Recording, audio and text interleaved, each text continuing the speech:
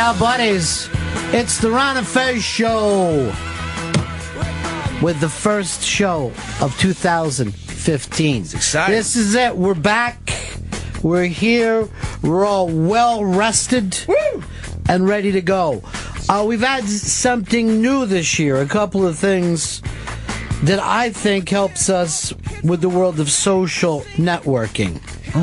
You can tweet us. For the first time ever, a radio show is able to take your tweets. That's at Ron and Fez SXM. Tweet us. Hashtag tweet us. 2.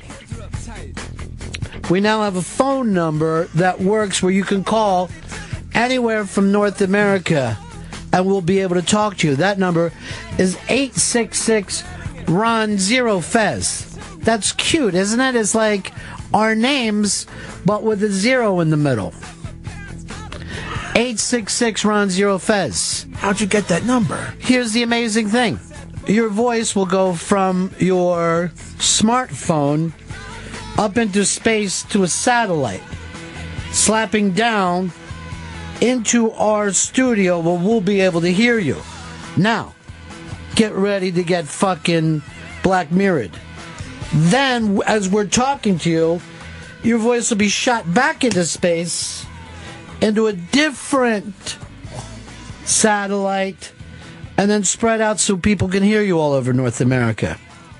This is something we've worked on during the winter carnival vacation. Boom. Technology. It's just not your friend, it's your master. 866 Ron Zero Fez, 866 Ron Zero Fez on the Twitter. If you want to tweet us, it is, of course, Ron and Fez at XX, Ron and Fez SXM, and then hashtag tweet us. That's right. It's a great hashtag. It is kind of a good hashtag. Hashtag tweet us. By the way, I think we're getting a bird and we're going to name it hashtag tweet us. Perfect. And then we're going to kill that bird on the air and eat it. No. Why? I've already got it. You eat chicken. Hashtag save the bird. No more. You got to do one hashtag at a time. Tweet us. Hashtag tweet us. Hashtag tweet okay. us. Hashtag tweet us. You can't put a hat on a hat, Fez. You can't put a hat on a hat. I'm wearing a tweet us hat right now. You know what? Hashtag tweet Let's us. just change it to hashtag save the bird. And we get rid of hashtag tweet us. I guess got used to hashtag tweet us. You don't even want to eat the fucking bird in the beginning. You should just want to save the bird. Is hashtag tweet us like a chicken? Then I'd be all about it. You know what? I think I'm going to go to commercial break so I can fix this off air because I don't know what we're doing here. Tweet us. Hashtag tweet us. You say it like this though. Tweet us. Hashtag tweet us. At Ron and Fez SXM. Hashtag tweet us. They call him tweet us.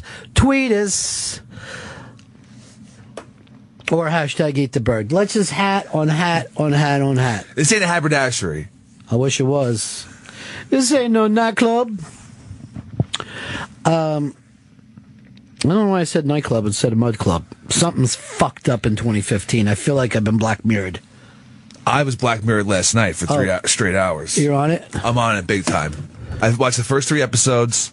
The pig fucker episode. Yeah. The episode about basically the competition show. And the episode about the couple with the memory. I don't want to give anything away. That was my favorite episode. That episode was nuts. Yeah. That episode was real crazy. Well, you're very good. You don't have a jealous bone in your body. Nope. And you never have? A relationship in college I did, but it was You found it so toxic you thought I have to change this. it was bad. Yeah. It was real. All right, I'm glad to hear that. Because I give no benefit to somebody who's born without it, but all the benefit of people who go to that place and then go, wait, that's not a healthy place to live. I feel about jealousy the same way I feel about alcoholism. If someone goes, no, I never drank alcohol, doesn't fucking mean anything to me. Ow. But if someone said I drank like a fucking animal and used to shoot tequila into my goddamn lungs, and now I stopped, I go, oh, that's great. But somebody who goes, I never tried it, I just don't want to feel out of my own head, that doesn't mean shit to me for some reason. At least have the experience once, bruh. You know? I don't think that you should be telling people that. Try anything once, right?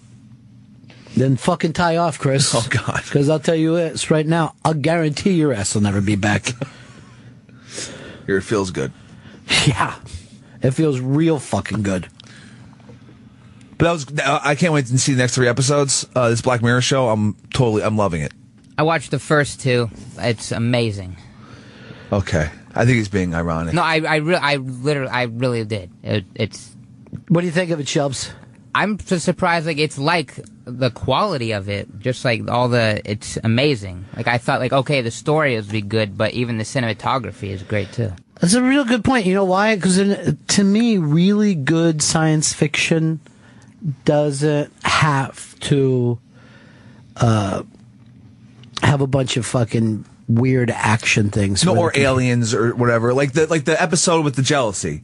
That is some great science fiction because it's like the near future, and it's just some things are different, well, but it's integrated completely into society. And you see that, and you go, oh my God, my jealousy thing would even be worse. I want to work on my jealousy thing. Just the shit that they're able to do in that episode, amazing. It's a great concept. But there's also that thing in that episode where technology, it doesn't necessarily make things better. Oh no, when they're fighting, and then they're like replaying stuff, like this would happen all the time. This would make life insufferable. So here's the thing, I've been around the block a couple times, right? I've taken this rock around that fucking fiery ball more than I'm fucking comfortable even thinking about. And every time I would always hear bad things about when it was television. The boob tube were like, people are slaves to that shiny box.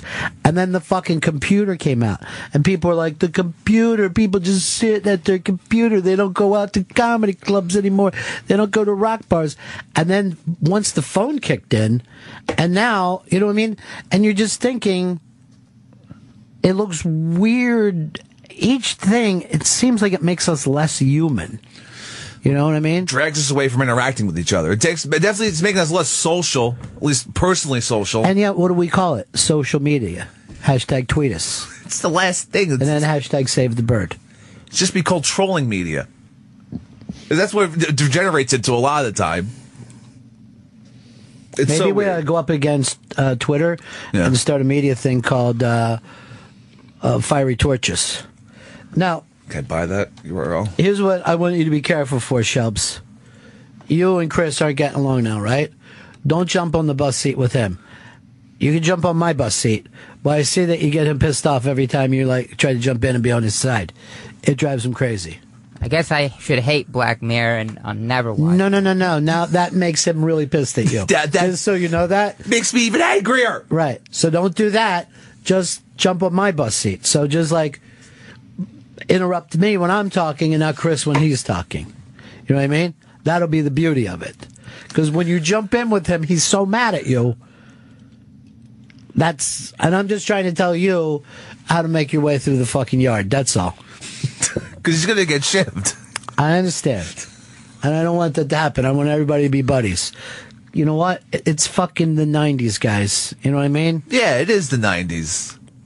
We got to fucking watch out for each other now. Hashtag tweet us. Yeah. Even though there weren't any hashtags in the 90s. Weren't there? Because I was fucking hashtagging even before I had anything. Wow. I was fucking hashtagging when I was standing on a corner. Did it trend? In my mind, it fucking trended, Chris. Okay, all right. Okay? All right, you're right. Me and Shelby are getting a little sick of your fucking attitude, dude. All right, I guess I'm on the outs. Maybe you is. Look, I need you to keep an eye on something. Today is Hall of Fame votes. Got it. Who's got the opportunity to go in today? Mike Piazza. Mike Piazza? Mike Piazza has a chance. He's not first ballot, though, right? No. He's been up before. No, yeah, he's been up before. Pedro. He's a lock, right? He's a lock. Randy Johnson. A lock. Yeah. All right, let me just ask you this, though. Because, first of all, that's, those two fucking pitchers, they got to rank all time. But if you had them in your prime, who's your fucking go-to guy? Randy Johnson. Over Pedro. Over Pedro. The giant, weird Randy Johnson he was a beast. The way he could go fucking deep into games, and his arm was so ridiculously strong. Do you remember watching Pedro, though? I remember watching Pedro. Was incredibly fun. I love Pedro Martinez. He's a badass. He's a crazy bastard. I don't know, which one would you be more afraid to go up against? I think Randy's just more intimidating. Physically intimidating. Yeah, Randy Johnson's a physically intimidating dude. Pedro, I feel like you go up against Randy, you don't want to go anywhere near him after the game, but after the game, all right, Pedro, go have a drink with Pedro. Because Pedro is a cool dude. Randy Johnson seems just like a weird fucking baseball robot. But remember what a dud he was for your team, though? Oh, God, that was terrible. That was depressing. I remember there was all the hope in the world when that happened. It's like, oh, Randy's on the Yankees. We're unstoppable. Yeah, you just got him fucking 19 years too late. Yeah, it was fucking shitty. And then John Smoltz. I remember going up, I'm in Yankee Stadium, take the kids up, and I had some kids from, relatives that were in town with us. So we go up to a Yankee game. Pedro pitching against the Yanks, right? And we go last second, so we're up high. But we're in Yankee Stadium, and it's a grand fucking day. The people start jawing back and forth. There were Yankee fans who fucking told me I'm the biggest Yankee fan, except for when Pedro pitches, and then I'm a Pedro fan. You know what I mean? Those fucking Islanders, they fucking give up their Yankee for Pedro, and that shit fucking turned so ugly. And I'm like, top of the ninth, I'm like, you know what? Kids, because I had some fucking 5-year-olds with me. I go, remember when we go back and get on the train? Let's all get back. Because there were people and there was some fucking guy just yelling at these Dominicans, you're all fucking monkey, And I mean, as the beer's going, by the end of that game, I'm like, I'm enjoying the game, but I might want to get these kids out of a riot. It's the same, and especially on that team, same with Manny Ramirez. Washington Heights was Manny Ramirez fans more than Yankees fans, or Big Papi. Any of the Dominicans, they just loved them more than anything. I guess, it's like, how you would like a guy from Astoria no matter what happened. Sure, yeah, A-Town. Yeah. Mark, Ohio, you're on the Ron Fez show. Hey, what's up, Ron? Hey, buddy. So, Robert Downey Jr. is actually a huge Black Mirror fan, and he actually purchased the rights to that third episode, the one with the couples in the memory, and is actually going to make a movie out of it. Well, just because he purchased the rights doesn't mean, you're still a long way from the movie. I don't know how he can improve upon it. I agree. Yeah, that was a great, 48 minutes or whatever it was. It was just fucking awesome. What do you sit there with a fucking stopwatch and try to figure out how long your entertainment is? I looked at how long it was going to be on Netflix before I hit play. It's curious.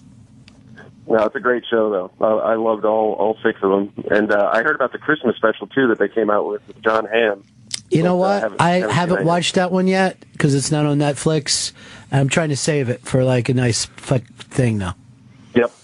See you, buddy. I want to give it a little time because I remember that happened when all the Office shows came over, and then I had to wait a long time before I saw that Christmas special.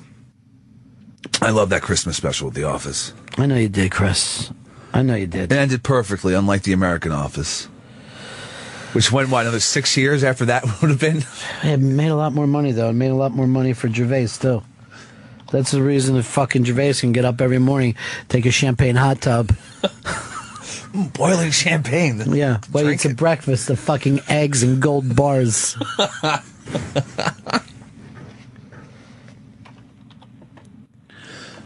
Yeah, they might make better TV than us, but we make better money than them. And they got to fucking live with that. And die with it, too.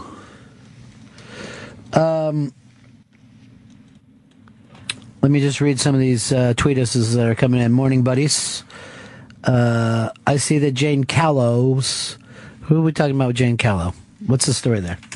Fezzy, get on it. What is it? What's I will it about? find out. You're the guy that knows everything in entertainment. You're my guy. You're 4-5.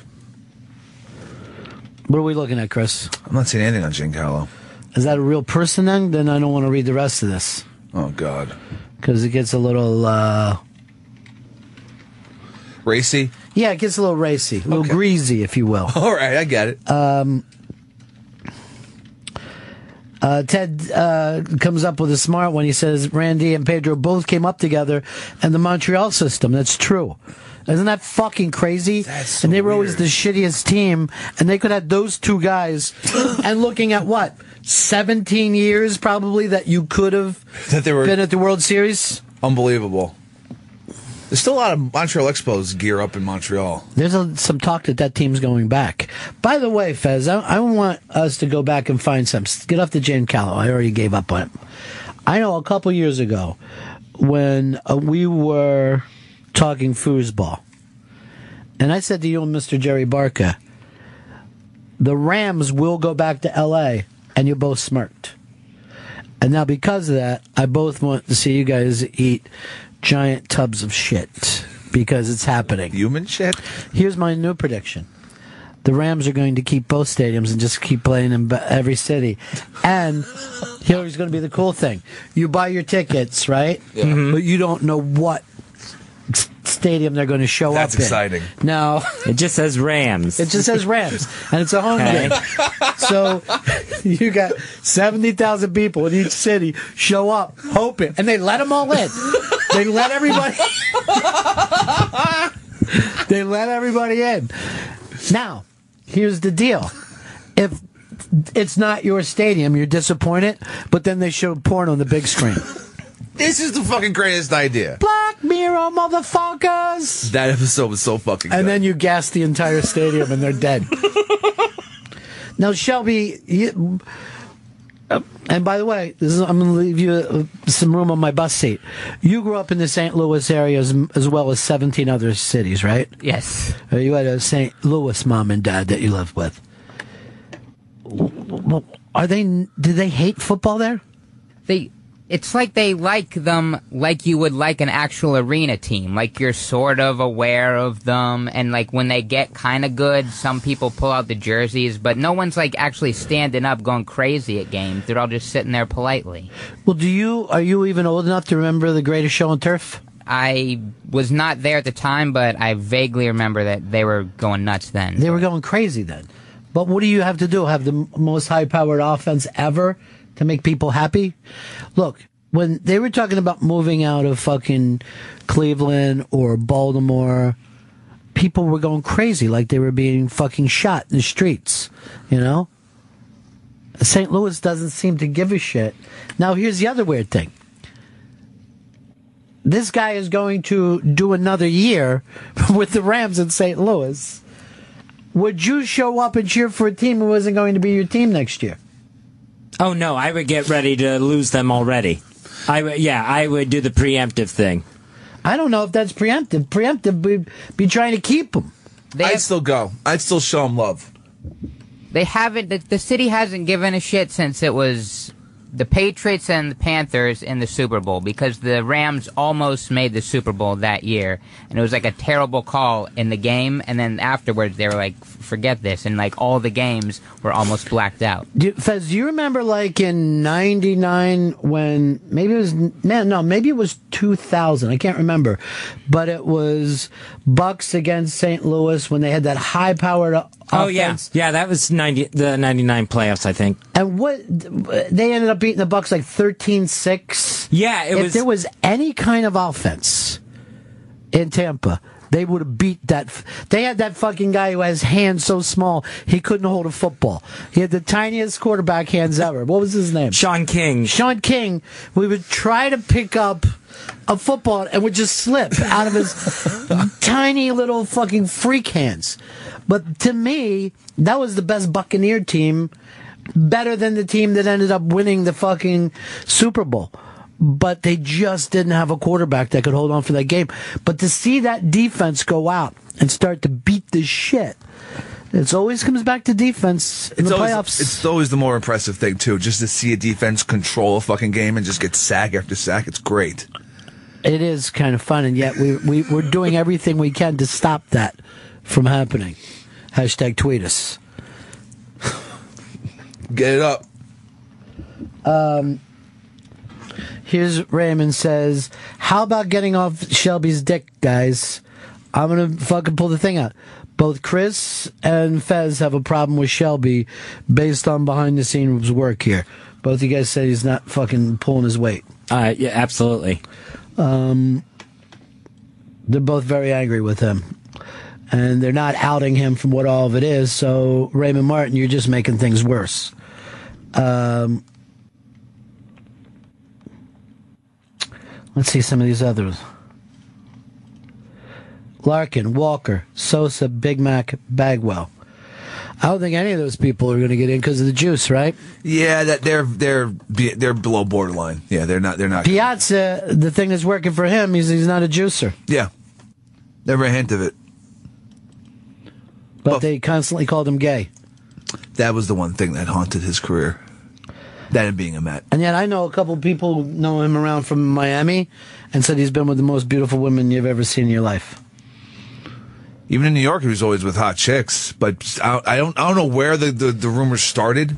All right, Andrea says, thank goodness someone else said Black Mirror. I thought that bumbling fuck said Black Mary. I said Black Mirror. Black Mary, keep on rolling, Mississippi Queen. Lisette's Fire says, tweet us because you ain't us. Hashtag tweet us because you ain't us. Pepper supports all Astoria Peds. No, I Hashtag don't. tweet us. No, I don't. I don't support any. No matter where they're from. This is very exciting, though. This new Twitter thing that everybody's working on today. Yeah. I figured out who Jane Callow is from earlier, that she was the wife of the Prime Minister. Oh, okay, so that's fine. She was like a kind of a bitch, right? Yeah. Like, give him a fucking break. She knows what they signed up for here. I mean, not specifically that, but being the Prime Minister of England, you're gonna have to do some shit. Queen Elizabeth for the hashtag tweet us, hashtag save the bird run in the Rapping Grandma show featuring Chris. I ain't no quitter Stanley. Pedro logged a 1.74 ERA in 2000. Sick. He's a badass. Pedro's amazing. He's amazing. Amazing. Tweet us. Hashtag tweet us rhymes with hashtag trashbag fetus. All right, that's hat on a hat on a hat on a hat. Hat on a Hudson roof. All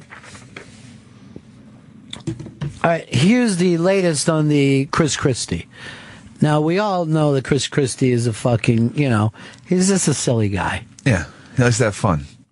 Now they've brought up that Jerry Jones not only had him in the thing with him, but flew him down there by private jet for him and his whole family to put up there, right? Yeah. No problem, except for apparently Christie signed off on this thing for Jerry Jones's company a couple years ago to put something at the top of something. And what is the transit thing that New Jersey and New York signed together? The Port Authority? I guess it's Port Authority. There's something that had to go in there, and they gave the contract to one of Jerry Jones's companies. Now, do I think that that's big enough for this? I don't think Chris Christie's that stupid. I think that he's just giddy and excited. He's just a fan. He's just a fan just losing it. Okay, but let's play this game. Has Chris Christie, on his own nickel, ever shown up to see the Cowboys playing the Eagles, like in a stand over the last 10 years, or the Giants of the last 10 years? I think he needs to turn up pictures of himself saying, look, every time the Cowboys are close enough, I go to games. Even before the owners started paying attention. Yeah, flying me there. Because now everyone's trying to cock block his trip to Green Bay. And I got to tell you the truth. I want to see him in Green Bay. I want to see him there, too. I'm having fun for the first time since the 90s rooting against the Cowboys. They're good enough now to fucking literally go, I hate these bastards. And if you don't have a team that you really like, it's fun to have a team that you hate. And I want to see the close-up of fucking Jerry Jones and Chris Christie, and the Packers beat them. Not that I'm going to say that's a lock, but that's what you root for. That's what you watch the game for. So I hope that this doesn't cockblock him from going to Green Bay.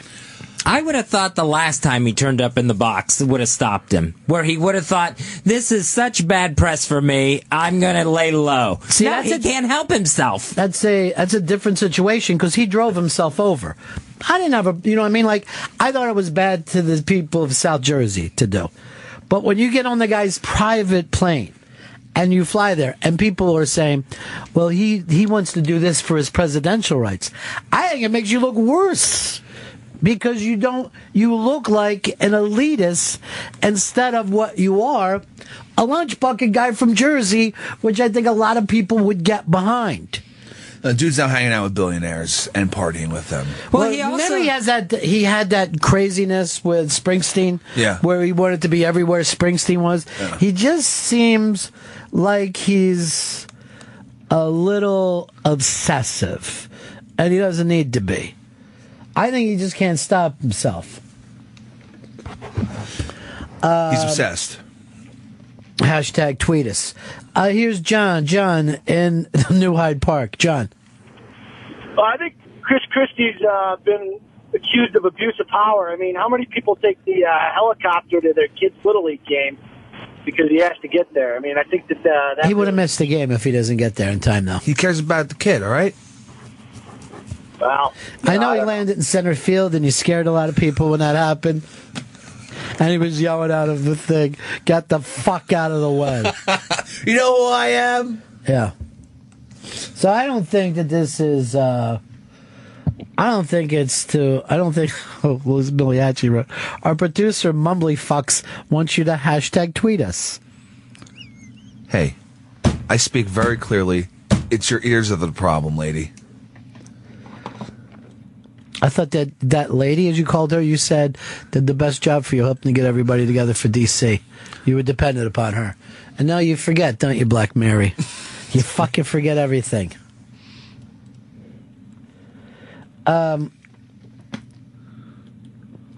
Larry, in Jersey. Yeah, Ron, the worst part about Chris Christie, too, is this friggin' piece of shit. He's at the last time the Giants played the Patriots in the Super Bowl. He's at the Super Bowl rally with the fucking first Lombardi trophy in his hand, waving the Giants. The Giants, like, if you're a true Cowboy fan, you fucking despise the Giants. You despise the Redskins. You despise the Eagles. How the fuck did he get to a Giants rally and be like, with the Giants hat on, like, yeah, go Giants. He's a fraud. See, I never saw him. I don't remember him, you know. Of course, it wouldn't have made any sense because you expect the governor and the mayor and everybody to be all excited when your team wins the fucking Super Bowl. I remember when Fez was so proud of him when the Nets were leaving, and he was yelling, "We don't need them. We're going to get another team." And Fez was saying how great it was, and I'm like, "Dude, they're not getting another team." His fucking thing that he was supposed to do was keep the Nets, not yelling how shitty the Nets are. But that was the perfect response for a guy who's... It's you got to keep them, though. That's your fucking job, is to keep them. Yeah, he screwed up. He's just trying to save face. Like, yeah, you know what? Who needs them? And now, screw you. See, this is the thing that people hate about Dallas fans. And I don't mean people who live in Dallas or even live in Texas. I mean people around the country who suddenly become Dallas fans when they're winning. That's what drives people nuts. They come out of the woodwork. It's like, America's team, if you live and die with the fucking Cowboys, then how come you're not dead? Now, here's another thing is people getting excited. Do you think that Dallas can go through Green Bay, then Seattle, and then probably either New England, Denver, or even Baltimore? It's hard to believe. Look, the only chance they have this weekend is that Aaron Rodgers' calf is all messed up. That's the only chance they have. That being said, take him at plus 6.5. You're taking him? Yeah, I'm taking the Cowboys at plus 6.5. You can run on Green Bay, and I'm expecting Aaron Rodgers not to be at 100%. I'm fucking seriously looking at you like you're the Chris Christie of this show. It's not allegiance to the Cowboys. It's allegiance to the spread. It's all it is. You gonna be in the box on Sunday? You should put a blue star over your eye. Play Kiss music like you're Starman. Hashtag tweet us. Put that picture up of yourself. Well, look, I'm never one to tell you that your fucking gambling's off. You know. Here's Andrew in Jersey. Hey, Andrew. Hey, Ronnie B. First of all, most of Jersey is Democrats, so they probably have it all figured out that if he pisses off a few Phillies fans, he's not going to win Jersey anyway, so he probably says, fuck it, I really thought the guy had a shot to run for president. I really did. There was a while, stronger than the storm. Yeah, the storm was the height of his powers. But he was great. He was going, was getting every on day. Saturday Night Live and fucking the Jon Stewart show, and both parties were like, we're so proud of you. You're like fucking really stronger than the storm. Everyone loves you. All of us. Democrats we and all Republicans. love you. And now you fucking pick. See, here's the thing. I wonder, like, if he would have said, I don't know, for some fucking weird reason that he was a fan of Seattle, I don't think people would be mad at him. You know what I mean? That would just be weird. That would be weird and bizarre. But an NFC East thing, that's the craziest. And plus, like, there's two things in football that are fun to do. Root for your team and root against the Cowboys. Just like in baseball, it's fun to root for your team and root against the Yankees. It's fun to root for your team and root against the Lakers. Because the front runners go to those fucking teams. And it's not the team's fault, it's the front runner's fault. I don't even think Jerry Jones is a fan of having the guy in the booth with him. I think he just pays for this trip to stick it to Giants and Eagles fans. It works then. That's a good one. If he's doing that, it's working. Wow. It's an investment. Yeah, fucking evil. It's good. It's really good. evil. Hey, it takes evil to know evil. All right. Right fucking there. 45 has got this shit down, dude. Colt 45. This is a fucking smart move. It's a smart move. It's the kind of move Hitler would do. Texas Hitler.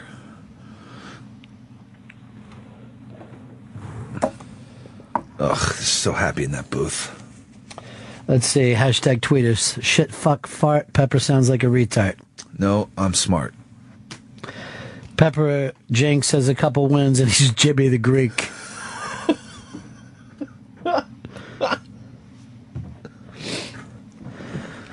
I feel really smart. That's all I'm saying.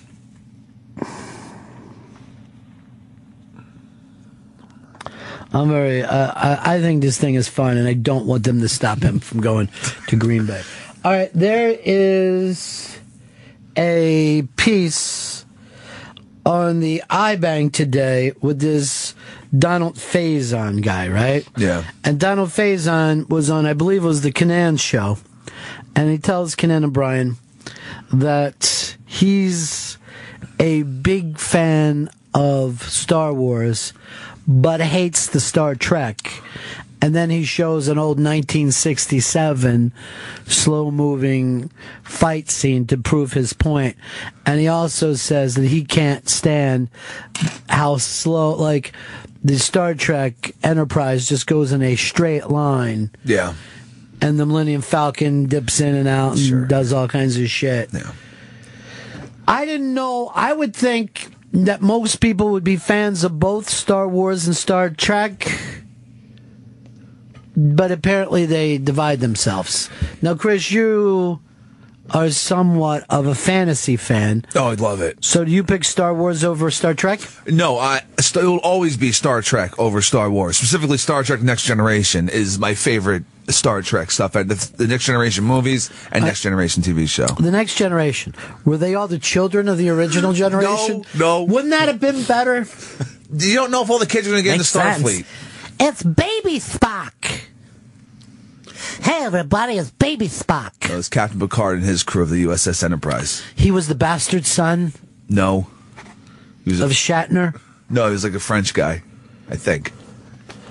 Now, Fez, where are you on this? I am Star Wars. Absolutely Star Wars over Star Trek. And the reason why? I find Star Trek to be boring. I thought the shows were dull and slow. I think there's a huge lack of aliens for this Federation of Planets. You're lucky if you get one alien per show, per episode, and that was, a guy that they just put pointy ears on. So your fucking thing is how many aliens you get? I think that Star Wars is much better because it actually looks like, all right, this is a galaxy community.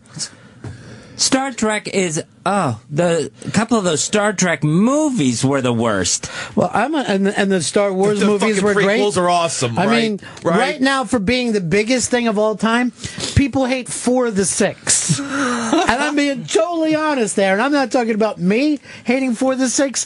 The fans hate 4 of the 6 Star Wars. Now, they didn't tell you that when it came out. They acted like they loved them. And then as they had time to think, they went in the opposite direction. I'll open it up for phones as well as hashtag tweet us, Star Wars or Star Trek. Now, I'm going to come back to Fez's alien thing and bring this up to you. Everybody in Star Wars is an alien. It's one of the reasons I don't like them. Luke's an alien. Luke is a fucking alien. And in Star Wars, the aliens that Fez loves so much, there wasn't anything behind it. They just gave it a stupid name and had some costume designer throw a person in a suit. In Star Trek, there's actually shit behind the aliens. Like, there's a Klingon society. There's a Vulcan fucking society. Well, here's the thing to Star Trek. And it's going to be 1 point for Star Trek. Star Trek is about, the philosophy of the times and how we ourselves as viewers could use it. Star Wars is more about the toys that you can buy. The aliens in the 50s diner is pretty fucking embarrassing. Also, against the Donald Faison here, I really don't think an adult should be measuring things on how much action they get to see, and that they're bored when there isn't, constant action happening. It's crazy for him to. I mean, I wasn't the biggest fan of the original Star Trek, but it was pretty big. It had the first interracial kiss on television. That was pretty huge. Well, there is sex in Star Wars to some Star Trek. Star Wars is basically 11-year-old boys. There was one incest kiss. But there wasn't a lot of dating and hookups going on. No, there wasn't. All right, give us another reason, Fez. Because I want to side with you at least a little bit here. The effort that goes into Star Wars compared to Star Trek. If you look at Next Generation, the robot is just a guy with gold makeup on. Again, he was an android. He wasn't a robot. And that's the other part of that is that what you really want, CGI? That doesn't exactly make you... And it was a TV show to TV budget. They did pretty fucking good. I mean, it was a weekly hour-long show. And there wasn't... Like, we're sitting around talking about this Black Mirror. Even the crowd scenes don't have a lot of people because they don't have that kind of budget, nor do they want to draw the CGI. I will give you this, Fez. You have larger budgets. Gigantic. How do you like the new Star Wars movies, Chris? The new Star, the ones with J.J. Yeah. I don't like. You're not excited about it? I'm not that. No. The Star Trek movies? Oh, I hate them. They're just action movies. It's not Star Trek. You could just change. You could fucking change it from. Captain So they'd Star Wars it up. Yeah, exactly. He's just. There's nothing behind it. It's just an action movie in space. That's what happened. And he's just using people's memories of these characters they have for the original TV show. Sean, you're on the Run of Fez show. Yeah, I can't stand Star Trek Next Generation. It was so horrible. Loved it. As soon as that ship came on the screen, I was out. So I'd say Star Wars, the first two I take. But that's 2 out of 6. That's pretty fucking bad. Next Generation was on for the Star Trek's been going on for 50 years or whatever, since the original TV show. What was it, 67? Yeah. So it'll be 48 years. 7 TV shows and a dozen movies. There's a lot better content in the Star Trek universe than for Star Wars. Would you agree with that, Fez? No. No, All right, good response. Well, you guys, the 6 movies and I guess the cartoon show, but I've never even seen it. I don't know anyone who watches it. the cartoon show was huge. I don't think by throwing the cartoon in, I think both fail because both of those had cartoon shows. Here's Mike in Missouri. You're on the Ron and Fez show. Hey guys, first time calling in. First time, last time.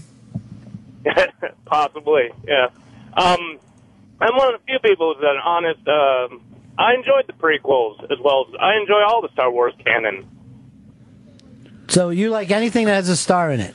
Well, there is no canon left. It's just the movies. They kicked everything out, the books, comic books, and everything else. Yeah, a bunch of my friends, they all hate that, the nice old Republic and all that, but...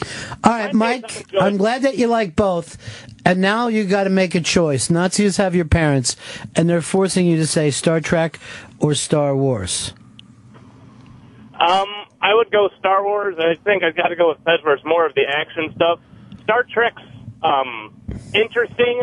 I'd say, for me, it even comes down to comics. Like, Star Trek is probably more, I'd say, believable because you got the Force and, powers and all that. But for me, it's more interesting because you still got the whole, you have the good and evil. You have the Empire. By the way, when everyone's talking about action, I dare you to go back and watch some of those early lightsaber scenes. Oh, God. With Obi-Wan? There is such slow movement in those things. Obi-Wan and Darth Vader. I saw it recently. Why was anyone excited about this? And you want to say, how much does that lightsaber weigh? I mean, really, it's just the only It's thing. better than a ray gun. First of all, they're called phasers. Second of all, they were ships fighting with each other, okay? Wait. Yeah, big, giant, lethargic ships instead of, TIE fighters, X-Wing fighters, man-on-man dog fights.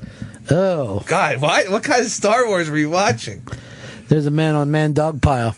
Hey, Kirk was beating the shit out of people all the time. He was punching fucking aliens in the face like it was on Has there ever been a fist fight in fucking Star Wars? That's a good point. I think Han Solo fights people. Yeah, Han Solo would fight people. But he had a blaster, though. He would just shoot people, I thought. I never saw him throw a punch. I think he would punch stormtroopers. All right, we got to think there. We're not sure, but we have a definite think on this. Here's Rick in Tennessee. Rick, you're on the Ron and Fez show. Hey, Ron, how's it going, man? You guys talking about the Star Wars versus Star Trek? Mm-hmm. Fez was saying that, about the action with the movie. That's the difference. It's a movie versus a TV show. Star Trek had to start and end all in one little episode there, and where Star Wars had the whole movie. They had a bigger budget, bigger everything. Star Trek is definitely way above and beyond Star Wars. All right, Fez, I'm going to try to get in your noggin a little bit. You love the first Star Wars movie, Episode 4. Yeah. You love the second, the best, like all the fanboys. Right, yeah. The third one you didn't like at all, and then you hated all the prequels. Yeah. But they're still better than as bad as they are. They're still better than anything Star Trek. Did you ever go back and watch them? Yeah. You still go and watch the Jar Jar Binks? Yeah, I have gone back and watched them again. See, I think this about Star Wars. I think it's almost unwatchable on TV. I go watch it in the theater, but if that thing comes on like HBO or something... It's off. It's weird. I feel the same way about The Lord of the Rings, though. I'll watch that. I can't sit and watch that on TV. I'll tell you what, Jedi out of all those Star Wars was my favorite one as a kid. I never understood why everyone liked the second one the best. Which one's Jedi? The third? Ewoks. Yeah. Ewoks. The second one is also very slow-moving and really bad acting. I remember liking the third one because Luke was like a full-blown Jedi, dressed all in black and a a badass. And the second one, he was more like pissy boy. A little bitch. Yeah, he was really pissy. Mike in Missouri, you're on the Ron and Fez show. Of course, it catch me right. I'm losing the damn signal again. You guys got me? Yeah, we got you, pal. All right. Yeah, I'd say the other reason why I say Star Wars over Star Trek is you had more than just, you had the central, characters who were taking on the Empire, but they also had a bunch of people. There was plenty of sideline characters, so as far as, if you want to be a fan and try to place yourself in it, you had a better chance at Star Wars than, either helping the good side or the dark side of the Force. Star Trek, you're most likely going to end up the red shirt and die somewhere on a planet unknown. All right, so it's the exploring where you don't get to be in the good side or the bad side. What? That sounds crazy. Like, some of the blackness and lightness of Star Wars is also childish. You know, there's no room for gray. You're either good guy or bad guy. And normally you think, how old do you have to be when you say, who's the good guy in this and who's the bad guy? You don't do it when you're watching fucking Chinatown. You know what I mean? You don't do it when you're watching French Connection.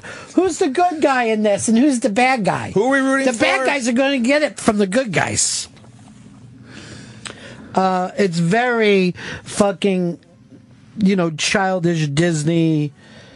It doesn't give you any fucking place to say, boy, there's some complexity to life.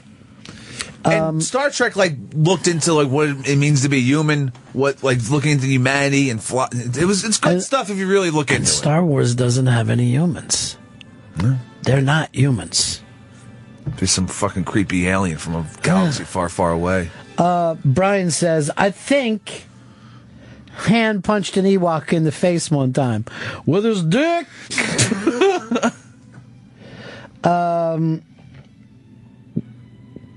Billy D. Williams' heart is breaking right now. Look, I love Billy D's work with Colt 45. Me too. That was one smooth brother. Works every time. Eric, in Florida, you're on the Ron Fez show. Yes, Mom and Paul are cousins, but I'm okay. Hey, listen, you got to go with Captain Kirk, loving all of the green aliens. He even hooked up with a hot green alien woman. So, yeah, which was basically at the time supposedly him nailing a black chick, and it was the first white and black kiss ever on TV. Now remember, this is the fucking leap ahead that the original Star Trek did.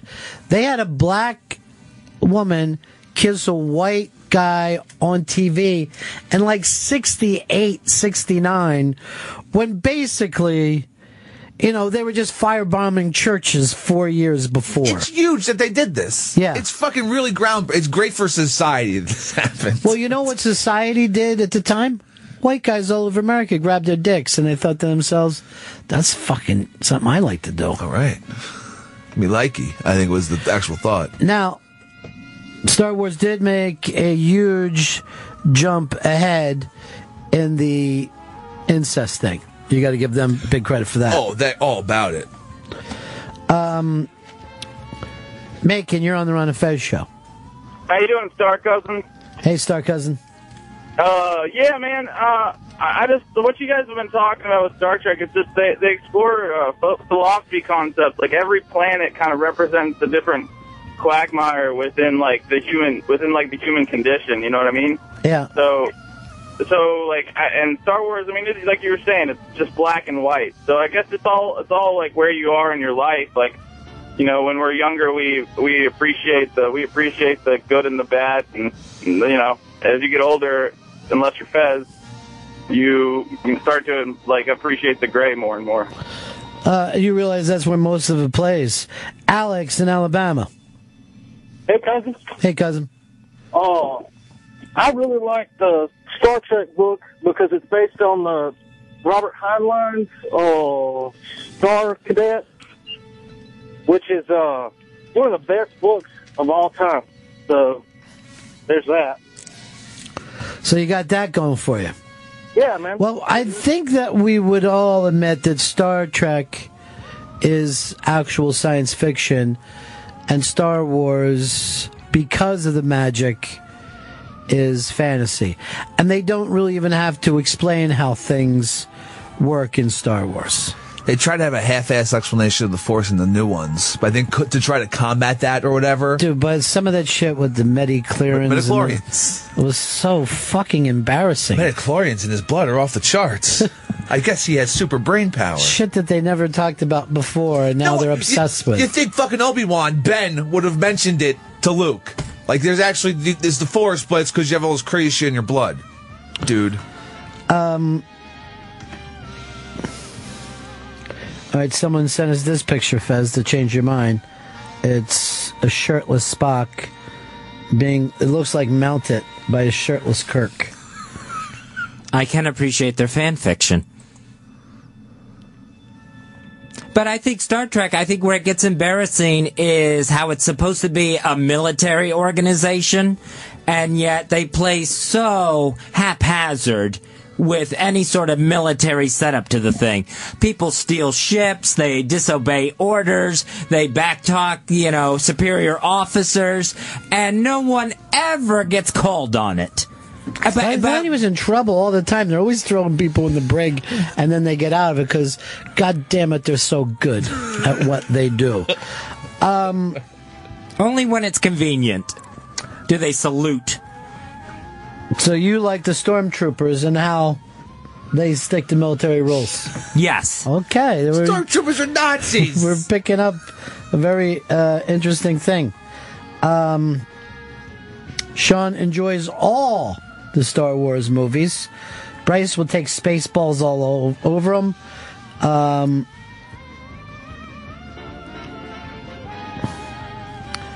Star Wars because you're watching people who are all dead. Star Wars had a disco album. Star Trek was for adults. Of course, Star Trek still always saved the day in the last 10 minutes. These are all hashtag tweet us. People are... Jimmy says this, the reason Fez does not like Star Trek is because Captain Kirk has sex. No one has sex on Star Wars ever. Let's go over here to Jeff. Jeff, you're on the Ron and Fez show. Hey, how you doing, Ronnie B? Hey.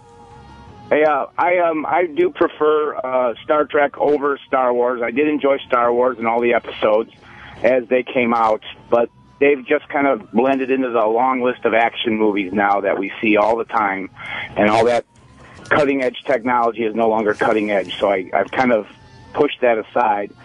And when I think about Star Wars, I think about all the characters, and for me, the guy that trumps all characters is Spock. Half man, half alien. You've got the human side, but the badass alien qualities.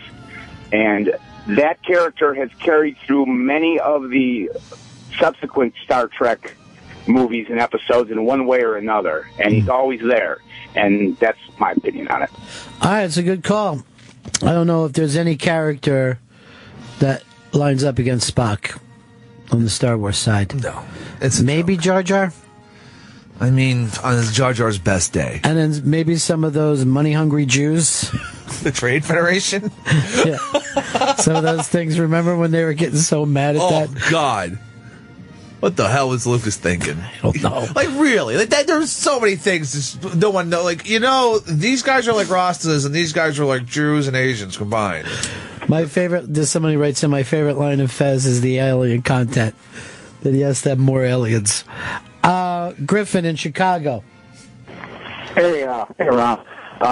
There's been stuff written about this where they talk about Star Trek appeals to liberals, whereas Star Wars appeals to conservative ideals with, conservative ideas. A lot of times are this black and white, there's truth, there's justice, then liberalism where there's more ways to do things. You have to be open-minded about life, and I don't know. It's some bullshit. It's kind of an interesting thing, but, when Lucas even brought up that he wrote a lot of that because he was mad at the U.S. military, you know what I mean? With some of his other stuffs about the rebels coming back and all. Yeah. That he basically had them as the Viet Cong. It seems like he gave some thought to some shit that never showed up on the screen. But it did for him. Such a weird dude, George Lucas. He's a different kind of guy, but, he's one of a kind. You got to give him a lot of fucking credit. He caught a wave. A $8 billion wave. Well, I would say this. Chris, my Star Trek guy, is definitely more liberal and progressive in his thinking than Fez. Fez is an old school conservative who found out that he thought about men and it fucked his whole life up. And I think that's like a true conservative. You know what I mean? Where you still haven't adjusted Sure. to how you feel about men after all these years. You still feel like a bad person. Yeah, there's still like guilt and shame that falls into it. Black and white. You think good people do something, bad people do something. So you think about men, but you don't act on it. No, I don't. I wonder if I started thinking about men and make my life better if it fucked his If life. you started thinking about men, you'd suck a cock by the end of the show today. That's how quickly you go to your urges. I go to Grindr and be like, where the dick at? It's true.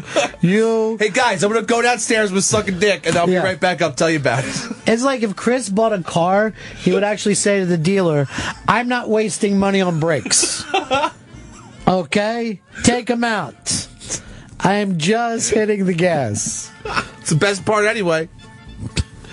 That's all life is, getting all the best parts. That's why you start every meal with dessert. What time are we eating dessert? Chris, we got to eat the dinner first. Why?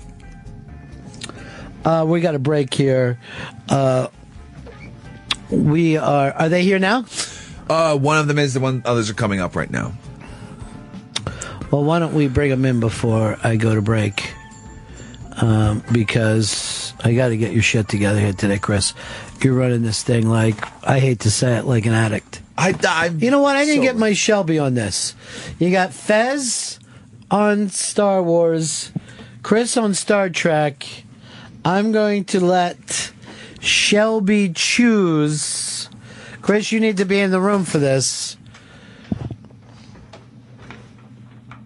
I'm going to see which side Shelby chooses. Chris ran away because he's looking for our interns. All right, Shelby, I'll just let you do it without Chris being here. I choose Star Wars over Star Trek. It's way better. It's Star Trek. Hey! Hello! Oh my God! Happy New Year! Look, all my interns are back. Hurrah! I brought coffee. Hi, Molly. I did it myself. Molly is here. Norris is here. Hi, sweetheart. And then even another wonderful surprise. Vito is in the hizzle. Hey. What's happening, dude? Nothing much. Mr. Excitement is back. Mr. Excitement is here. The gang's all here. Now, Molly, you know, when you were away Thanksgiving, we did a Thanksgiving show. Oh, yeah? I missed her so much. And the interns came back from all the years. Chris invited them back. And I was like having this Mr. Holland's Opus moment. I was just seeing interns who had never met each other before. I was like, what? And then Chris is like, are you ready to see Molly? And I'm like, yeah. And he goes, well, she's not here. And it was like Chris was like a heart punch, like a Stan Stasiak heart punch. Shit all over us, Ron. Sorry, I was in Spain. But you know what?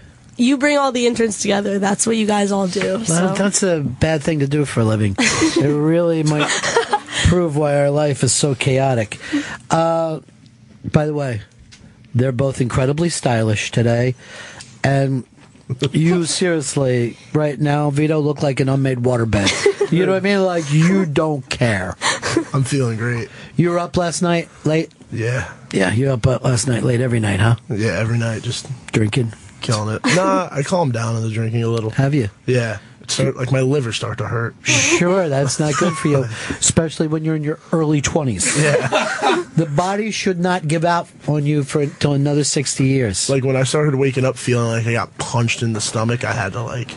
This is exciting. We are having Dominican cupcakes brought Just to for us. you guys. Out of plantains? How Yeah. nice that is. It's These are for you. hard to believe that you made these. I did. Plátanos? No plátanos. Plátanos. That's my next thing I'm gonna bring. Plátanos with salami and all that stuff. What is this?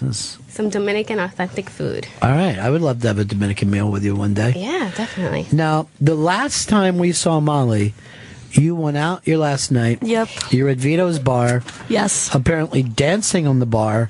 And then pictures went around the internet of you and Norris kissing. No.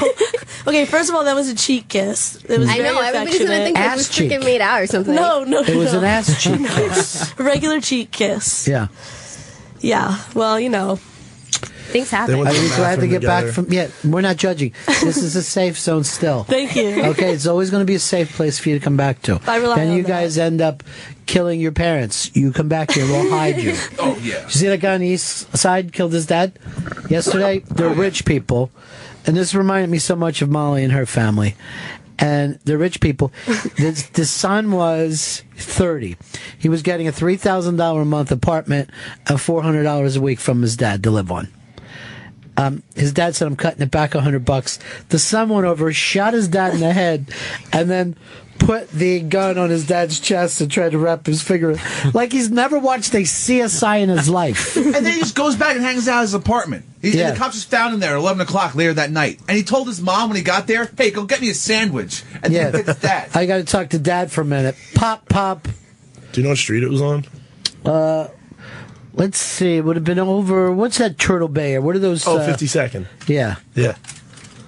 Okay. It's kind of Gurion's neighborhood. I thought it was Gurion. 52nd and 2nd. I thought Gurion's son came back and shot him in the head. I work right over there. That's great. I know where you work. I know where you work because you're party man. I am. It was West 18th Street. I thought it was... Oh, no, that's where his apartment was. Oh, yeah, that's his apartment. Yeah. Yeah, it doesn't say They where. weren't living in a $3,000 a month hovel. I ran a hedge fund. Yeah. Yeah, But a no. small one. $200 million. Yikes. Yeah, this guy's done for. I definitely want to start running some hedge funds. Right? It sounds fucking great. Yeah. Could you get me a bunch of funds so I can start running them? I'll look into it. Yeah. I still don't really understand what that is. Like, hedge fund people just make a ton of money. But Yeah, and what they do is they go out and trim people's hedges for them. It's basically Mexican work, if we're being honest about it. Nerissa, you dating anyone yet? Nah. Keeping it under glass still, huh? Yeah, I Good have to girl. right now. You're still with your chick, Vito? Yep. Nice. And Molly, you were with a matador in Spain? I had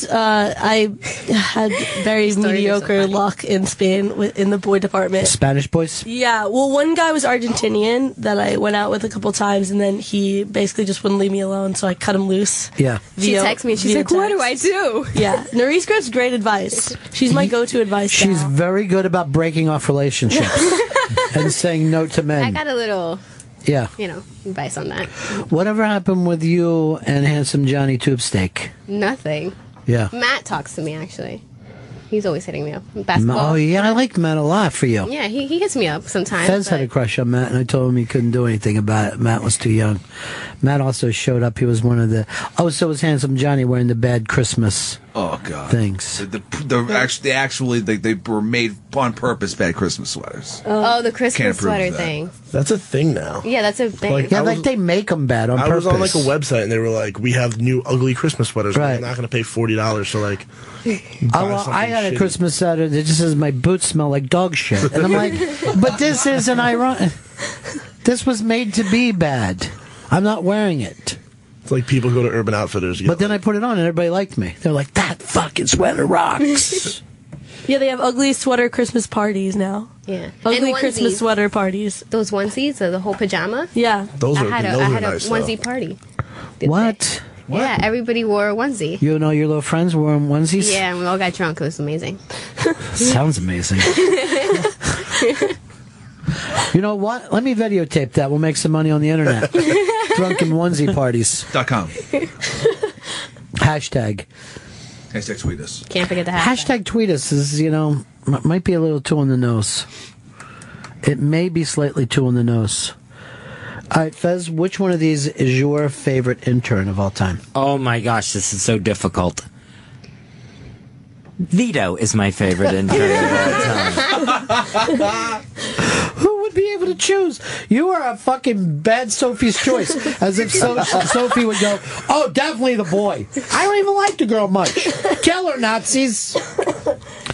That really is like what I always do. If Nazis had your parents, they did it if Nazis had your children. Immediately. Yes. Poor Sophie. The movie's intense. You see any movies this year, anybody? I saw Hunger Games the other day. No, dude, I went because like these new you pay like $20 and you get like a reclining seat. in the theater. Like, you lay down. Ron is not impressed. I was so excited about that. That's why I went to see. Yeah, I really don't go to movies based on how comfortable the seat is. Dude, I was a hammock theater. What's happening in the Dominican cinema this year? No, I haven't watched anything. No? No. I saw Foxcatcher and I hated it. You know why? It reminded you of your life. It did. Yeah. You could have been the Foxcatcher. I could have. That guy is really mad because he thinks that it's being portrayed like he's gay. Which one? Channing Tatum or? Yeah, Channing Tatum. It's just like I read so much more about the story that was way more interesting. I would agree with you. And like they didn't make Steve Carell that evil in the movie. Like he wasn't evil until the end. And then they skip over stuff that like doesn't make sense. Like Mark Ruffalo lived there for like 7 years before he got shot, and they made it seem like it just happened. Right. So like See, I'm from that area, so that whole thing for the DuPonts, we used to gossip about them when we were kids, and we would always say that they were into incest so that they could keep their money because they were so greedy. And this was like said to me so many times that I actually would keep repeating it until I was like 17, and then I went like this. Wait, that doesn't make sense, does it? I don't think it's all incest. I don't think they're hiding their retarded kids behind those walls, because we would go out there and then people would go, "You see those walls? That's where they keep their retarded kids." And I go, why they have so many? Oh, because they're all incest, and they want to keep the money. And then I went one day like, why would they ever want retarded kids that were rich? Why wouldn't they just prenup some of this? Who told you that? Everybody, everyone that I know. My girlfriend said that to me. Teachers said it. She said to me after the movie, she went, that they there's a rumor that they used to inbreed so they didn't have to lose their money. Where's she from? She's from Jersey. Yeah, see? So, yeah. She would have picked up on it there. But we would drive around, because they would be in Delaware, and they would have these giant houses. And I remember we would always be, like, riding around smoking pot, looking at their houses, and we'd go like this. I'm going to probably get a place like that right there, but I'd never have the servants' quarters that close. And then sometimes we'd stop and just open up their mailboxes and look in and go through their mail. That's how fucking weird we were. What were you looking for? Checks. Oh. We were always looking for checks back then. That's awesome. Yeah. We would see, you guys have no idea, but I had a buddy, when we were like 18, he got a union job. He was making really good money, and the first check that he got, he went home and tried to type a 1 on it for the extra cash, and got fucking fired. And we were like, oh shit, perfect crime. And they caught you, you fucking idiot. I could say his name right now, but he's an adult man now. He'd probably feel bad. Maybe he still does it. No. That motherfucker, I will tell you about this. He was a lowrider before there was lowriders. That fucking guy would be in an LTD and you just see the top of his fucking head. He'd just be riding low and slow. High as a fucking bitch. And then one time he got in the paper because he rode the entire Wildwood boardwalk on a unicycle, and it fucking made the paper. Nice. I was like, shit, what do I gotta do? Get a little fucking hype my way. I like to get some of this shit up and moving. Always a chance to say hi to our old friends. Look who it is. It's Fuck. What's up, buddies? Happy New Year. What do you say, dude? How you guys doing? Which one of these folks are you calling for today, Fuck? I'm calling to say hi to Molly because I am just ecstatic right now that she's on the radio. Well, this is uncomfortable. No, I'm psyched to talk to Fuck. Can I tell you something? There's only one thing that you could do to impress Molly, Fuck. What's that? And that's get into that octagon with Louis J. Gomez. The Puerto Rican rattlesnake. Yeah. The real... Oh, yeah, I remember. Ass dude. Yeah, the real ass dude. I went down to the Stress Factory last week, and I challenged him, and he fucking pussied out. He ran away. I find that hard to believe. It's true. Believe it, buddy. Buddy. Believe it, buddy. I'm giving you the fucking facts. Yeah, right? I got a break now. I got all my kids back with me. It's Christmas, really. This is our Christmas, where it really feels that way. Yeah. This is I'm the excited first, to be here. Yeah, the Fez didn't pay us off for the Christmas dinner. Oh, Hey, Molly. he just drops it. That was a chance for you to run with it, Fez. When you look down like that, it's like you're not in this. Go ahead, Fuck. What do you want to say? All right, Molly, are you going to be at the Unmasked tonight? Yes, I am. Ooh. Oh, that makes me joy. Hey, Vito, what about you, buddy? No, I'm working tonight. What the fuck, man? You didn't even say hi to me, so I don't even fucking care. Man. I was getting to it. Slow down, bro. Molly comes first. You know that. Thanks. Fuck, you gonna Okay. ask Norris? No. He already saw me. Oh. Are you going tonight? Maybe. Just a maybe. Oh. Yeah. Chris will sit there with a chair wondering whether or not he should put it out. Tonight's going to be a lot of fun. It's going to be a good time, Okay, yeah. maybe I'll go. Molly, who are you coming with? My dad. Now, why won't your dad come to Unmasked unless you're in town? I don't know. I think I might be a little bit upset if he started coming without me. Why not? Because, I don't know. I don't want to get pushed out, Your jealousy. And you'll learn this when you finally get around to watching what Chris calls Black Mirror, but you'll learn it all then. Okay. By the way, Chris, I heard that Big J. Okerson will not watch Black Mirror because he can't watch anything with English voices. Oh, come on. It freaks him out, and he can't follow them. He can't understand He's them. never seen the Monty Python? No, doesn't like them. Unbelievable. No, we have to make him watch it now. It's just, I like the English accent, and I like their slang. Fez does an impression of the Queen. No, what was your bag? You used to the phone from phone. That thing. We'll get to. We'll break here. That's okay. I like your new one. Oh, his feelings are hurt. Don't, Fez. Your feelings shouldn't be hurt. I fucking set you up and you slapped the fucking volleyball in my face. I love it. That fucking proves that you're up and moving. This is my new thing to freak Fez out if I do this at any time. Ready? Watch this. He acts like he just can't put up with it. It makes me dizzy. It gives me vertigo. I don't know what the problem it's is. Just if you do that, everyone do it. Just do it. No, don't. It's a 45, right? Yeah. And then you just go like that. You switch and you alternate thumbs back and forth on the 4. Oh, Because God. I'm telling him that he would get well if he would just do 45 straight minutes of taking the stick. It's like the room spinning. Oh, so you were doing 45. Yeah, I put the 45 up like, is it time? And he's like, no, he's shaking me off. And then I just started doing this.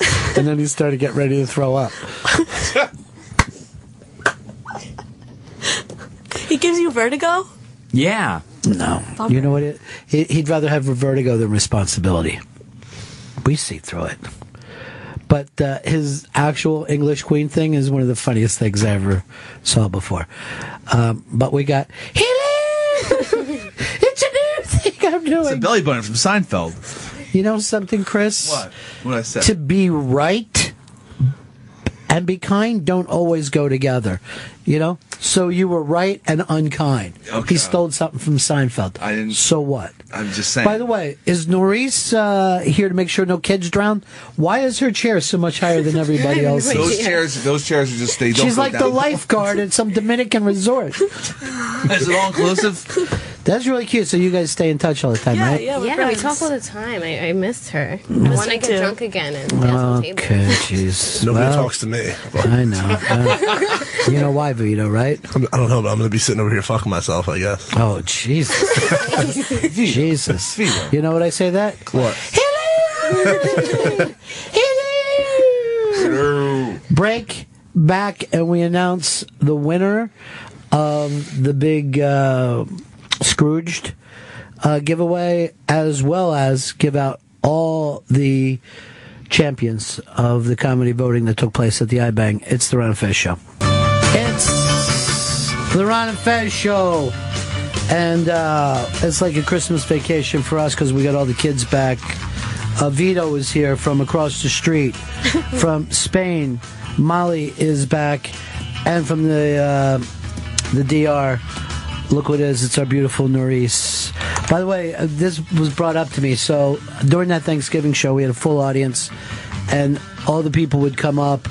And all the comedians would rip them until we got to Norris, and then people said I overprotected her. Like everyone else Vito got smashed, and everybody we hadn't seen in years, they would just get smashed by this table full of comics. David Tell is just like mowing people down, and then Norris gets here, and I'm like, she's very nice, and she's nice, and her brother's here, and they're nice. And I move along, and people later were like, you really overprotected Norris. She should have let her be out there and be on her own. But I don't want her to ride a bike yet. I'm just worried she'll chip a tooth. Training wheels. Yeah. trading wheels for a while, but on the grass, you know? Just ride around your bike on the grass. Right, Fez? Absolutely. All right, got the backup. David Tell looked at me and said, "Do you really want to be a bartender for the rest of your life?" And I was like, "Fuck me!" Like, I went home and I was like, "Shit, I don't want to." Why don't you just scream, "You're just a comic with an incredibly successful career"? Oh wait, that is a good thing. All right, so it's time to go through these Comedian of the Year awards. We did this all over the Christmas break. We'll go through these one at a time till finally we get to Comedian of the Year, and then Chris will give out the big prize. Comedy Special of the Year. It was Tom Segura, Completely Normal, Chelsea Peretti, one of the greats, Artie Lang, Stench of Failure, Kurt Metzger, White Precious, Jim Jeffries, Bear, David Tell, Roadwork, Hannibal Buress, Live from Chicago, Jim Gaffigan, Obsessed, Patton Oswalt, Comedy plus Time, Tragedy plus Comedy equal Time. This, by the way, was the hottest of anything, and I think because most people watch TV specials more than anything else with stand-up. It went back and forth between two people. It was Jim Gaffigan and what was the other one that was really going back and forth again? Oh, David Tell, I believe. Bill Burr. Back and forth over and over and over. But then at the last moment, huge influx of votes. And your winner is Jim Jeffries, Bear.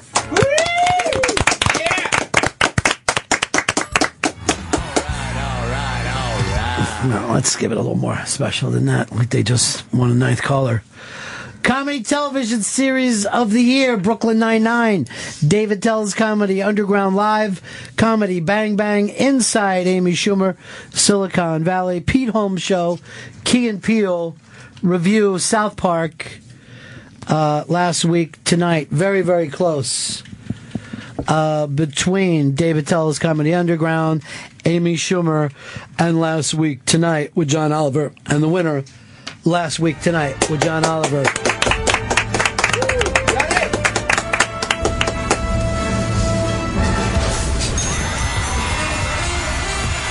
Comedy Album of the Year. Sarah Silverman, We Are Miracles, Chris Gethard, My Comedy Album, Big J Ogerson, The Crowd Work Sessions, Mark Norman, Still Got It, Cameron Esposito, Same Sex Symbol, Tommy Johnigan, Stand Up Comedy 3, which he himself has never listened to, Joe Mandy, Bitch Face, Nick Thune, Folk Hero, Mike Vecchione, Muscle Confusion, Weird Al Yankovic, Mandatory Fun. Mike Vecchione got an amazing amount of votes, but our winner was and is Big J Okerson. The crowd was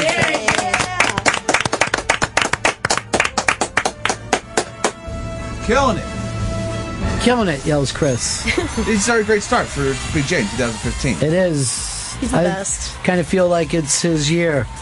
Nominees for Best Book, authored by comedian Jim Gaffigan, Food, a Love Story, Andrew Dice Clay, The Filthy Truth, Amy Poehler, Yes Please, Joan Rivers, Diary of a Mad Diva, Russell Brand, Revolution, Kyle Leifer, How to Succeed in Business Without Really Crying, Todd Glass, The Todd Glass Situation, John Cleese. So anyway, and Martin Short, I must say, another really, really close one, but it's Joan Rivers, Diary of a Mad Diva.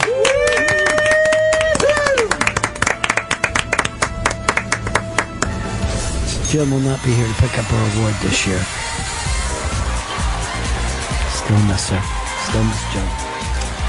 Comedy Tour of the Year, Dave Chappelle, Oddball Comedy Tour, Hannibal Buress, Tig Notaro, Tim and Eric, and Mike Birbiglia. I got to tell you, this one was not even close. It was one of the two biggest wins the whole time. An easy win for the Oddball Comedy Tour.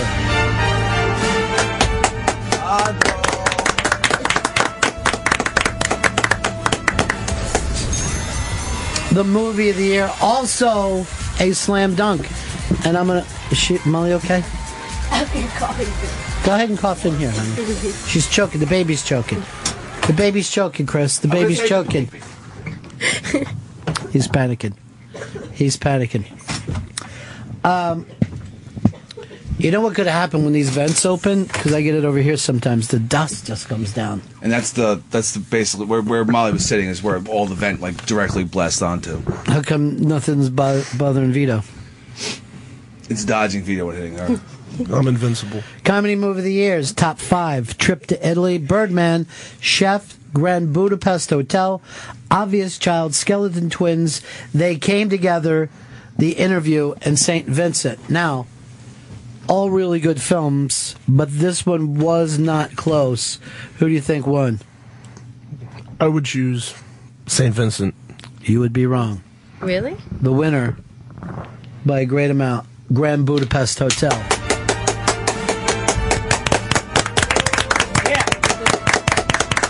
By the way, none of the winners are here today, which is odd. But we do have interns still in their here, seats. so still special. Stand-up comedian of the year. This one not even slightly close. It was all one person, all the way from the first moment of voting to the last moment of voting. It's Russell Peters, Aziz Ansari, Dave Chappelle, Hannibal Buress, Amy Schumer, and Bill Burr. Who do you think won this one? Russell Peters. The winner, by a gigantic amount, Bill Burr. Bill Burr. Bill Burr is not here to pick up his award.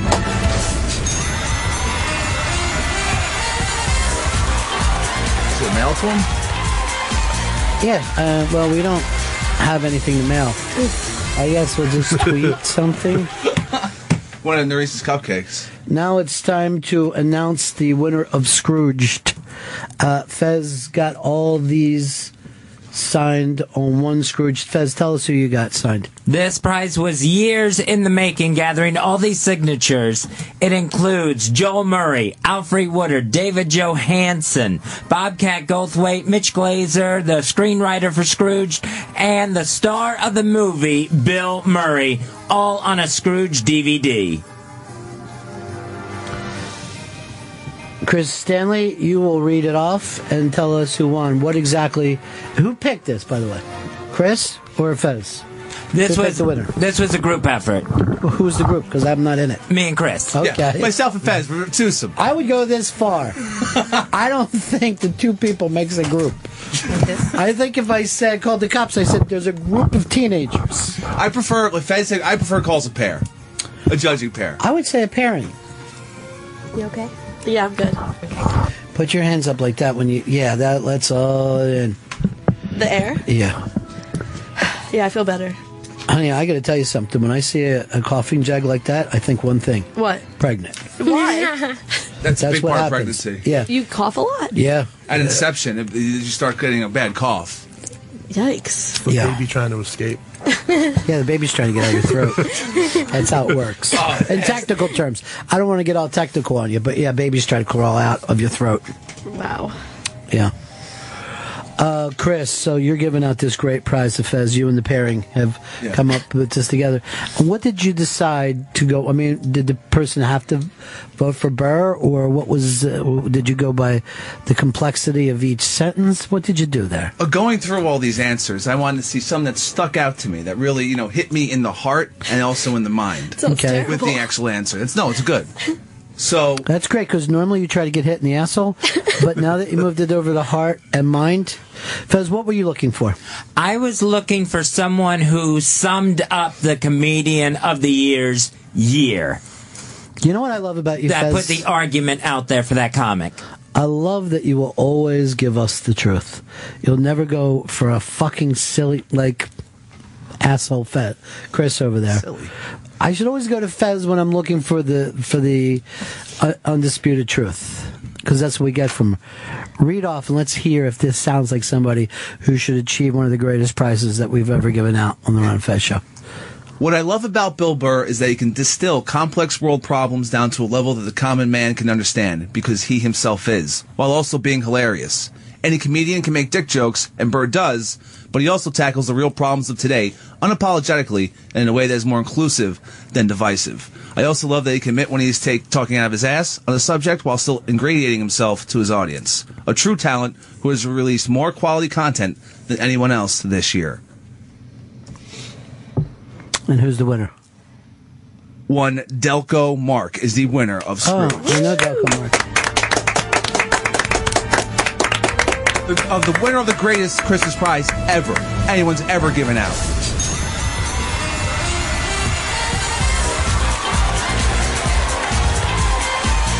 You know what I loved about this stuff today? What's that? We put a lot of thought into the awards ceremony. Now it's the after ceremony and everybody have a little cupcake.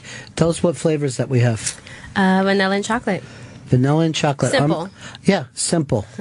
But elegant. And like Fez, it's a black and white world. We were just discussing this. It's why he likes Star Wars over Star Trek. You have good guys and bad guys. Huh. There's no gray. Just like in real life, there's white guys and black guys. No gray guys. There's there's like a spectrum of skin color though. So. Oh, I might have to redo all this then. I didn't know. They're mixing now? The blacks and whites are mixing? No. Actually, let's divide it up. Fez, would you like a good guy or a bad guy? I'll take a good guy, please. I'm gonna have a good guy too. Chris, it looks like you're opening the bad guys. Yeah. Why are the bad guys black? Huh? Why are the bad guys black? Bad guys are always black. Black hat, bad guys. white hat, black guy. Well, These look good. Fez, here, have a good guy. Thank you. Vito's like, where the hell's mine? No, I'm trying to decide which one I want. I'm gonna go after this one. You know what, Vito? Do you have to decide, or can you have one of each? I'm gonna have one of each, but I didn't want to be that guy to start off I with. can have one of Yes. each. Yeah. Here, can I take one of those? You know, I bought some to put on the kitchen too, so everybody else can have. No. Wait, did you say you bought? No, I mean, I brought it brought. here, but I made them myself. I swear I made these myself. These look seriously store purchased. No, I made it. It's the frosting, By the way, what do you guys call those little candy things on the top? Sprinkles. Sprinkles. See, we call them Jimmies. Yeah, don't they do that in New England though? I thought that was a. I don't know why I said England Jimmy's thing. then. Maybe I grew up there. Maybe I'm so tied into the Bobby Kelly, video? Video. stuff that I've done. Well, first of all, let's just say from texture, this Did is you just amazing. see Vito eat that cupcake? He didn't eat it. He just Consumed it. You know why? When it gets tiny, my hands are so big that it gets hard to hold. Aw, so sad. I know. It's hard to hold. Look, Those are huge hands. it's annoying. This little coffee shop that I'll hang out sometimes. All the people there are from different countries, so there's Gay. Korean people, Polish. White hat or black hat for you, Shelb? I'd go Chuck Klosterman black hat. Okay, interesting. And your phone screener, what will he have? It's a she today. She says she doesn't want one. What? Come on, phone screener. I'm as shocked as you are. What the hell is going on in that room? I share in your shockedness. So, that's very nice, Chris. They're really good. And try to movies. talk to phone screener and find out her name. I've heard that the way that you're supposed to eat a cupcake, they call it the gentleman's way to eat a cupcake, is that you take the bottom off and you put it on top and you make it into a sandwich. That's disgusting. Like so. You know what? You could easily make cupcakes that way if that's the way you wanted them. So it's just a devil dog. Let's be serious. Yes. You went and made a devil dog for yourself. She has her own. I bought her as well one of these so she could take home. That's really nice. She's the nicest girl ever. She is. She's very thoughtful. I'm getting real sick of this. Too nice for you? No, it's oh yeah, I did this for Molly, but Vito. Vito, first of all, none of us knew you were coming here till 4 minutes ago. You just showed up, dude. How did you find out that they were coming back? I heard there were free cupcakes. No, how did you really know? I was Louise like, texted I'm me. coming. Haha. No, Louise texted me and was like, I'm going to go. You should go. And I was like, okay. Well, then this is what happened. Chris says to me, Vito wants to come now. Is that okay with you? And I'm like, why would it not be okay with me? I didn't want Vito crashing the party, okay? I wanted to run it by you. He wanted more cupcakes. Yeah. You know what the funny other part of that is that Nerys was like, I invited Vito, and I was like, good, but I'm not going to text Chris because I know it's going to stress him out. Like, he needs And to I was talk like, to him Vito, I don't know. himself. I think you're going to have to talk to Chris about it. And Chris is I got to tell you guys my new favorite Chris story. We were down in D.C. a little while ago to do a show down there. I heard it rocked. It was incredible. Hypnotize Fez. Blew it up. Hypnotize Fez is the best, Fez. Don't look down, Fez. Be in this moment. We have a lot of problems with him looking down. Just by me saying Hypnotize Fez, why did that make you upset? Because I haven't been as good as Hypnotize Fez. Why are since we you came looking back. for a negative? You were fucking great today. You had that Star Wars thing that everybody loved. That was fucking going good for you. So, Chris drank 8 beers down on the thing, which, by the way, we're buying his beers on the train, and by we, I mean me. Guys are just looking at me. And it's fucking, for 8 beers, it's $64 on the train. Oh my God. And I'm like, this is a fucking ridiculous amount just to drink 8 beers. But then we went out to dinner. Don took us out to dinner, so he's crushing that thing. So I didn't know this, but Chris had never been to D.C. before. So we get back, and we're going back to the hotel, and I say to the driver, after like 10 o'clock in D.C., it's fucking dead. Right. Like, you're by yourself. So I'd say to the driver, give us the ring around the monuments so Chris can see him, because we're, in the morning we're going to do the gig. So Chris is sitting up front with the driver. His head's going back and forth. He's now been drinking. Yeah. He's now been drinking for like 14 hours. So the driver's like, that's the Lincoln Memorial. That's the thing. So he pushes, I think we're looking at the Supreme Court. And he goes, this is Supreme Court. And Chris goes like this to him. Look at all that fuck. And that pretty much ended our tour. I say to the guy, he's like, I don't know if I go, just take us home. He doesn't get to see anymore. What was even weirder, that was the same cab driver that dropped us off. No way. Yeah, it was very strange. What? Yeah. The same guy twice? The same guy, as we just went out and wandered in the street and pulled over, and he gives us our address. And we're like, what? How do you know? And everyone's looking at their phone. Like, is this some smartphone app? And he goes, I'm the guy who picked you up. And we're all like, and he's not weirded out by that. Was he insulted that you didn't recognize him? I think he was a little bit. And I go like this. I go, you don't fucking understand. In New York City, this wouldn't happen in 5 years, 10 years. Yeah. I've never run into the same cab driver again after years, let alone 5 hours. That's crazy. And he's like, he didn't understand why we were freaked out by it. Man. Well, that's his problem. Maybe there's only a few of them now. Uber's taking over. Uber's taking over. Uber is taking over. Although I do the Uber in the cabs. I have Uber The green pick up. ones, right? No, Uber even T. the yellow ones. Even the Uber T. yellow ones? It's called Yeah. Uber Because T. I've taken green ones. I took Uber to MetLife, and it was the best decision I made. In your life? Like, well, yeah, maybe. I'm sad. Your MetLife. Maybe. But yeah, like I had a free first ride, so we split. Me and like 3 other people split a ride to MetLife. It was like $3 each instead of taking the fucking bus. Like an animal. Yeah, like a peasant. Seriously. Like one of the normals. Yeah. My mom's began using the word plebe. It's Why? awful. She was like, Because she ain't one, that's why. no, she says it like she's making a joke, but it's just. What did she say? Give us to this. Yeah. I'm dying to hear. We went to go. I was in Madrid, so at the end, my parents met me in Italy, and we were in Rome, and we went to go see the Colosseum and the Roman Forum, and you could either like go on a group tour with like 25 people, or you could get an audio tour. Mm-hmm. And it was like, it was just whoever you wanted to be in your audio tour, like your family or whatever. And so I was like, I think we should just do the big group tour because then you're with like an actual person and you could ask them questions or whatever. And my mom was like, no, I want to do the audio tour. We don't want to do a big tour with all of the other plebes. Oh, Jesus. It was awful. My sister was horrified. I kind of laughed and then got over it, and Melissa, basically didn't talk to my mom for the rest of the trip. I got to tell you this, and I have to edit it, because I can't speak the way your mom did. But the last time I was with her, I said something. She goes like this, N-word plebe. And I'm like, what are you saying? And by the way, I've edited that.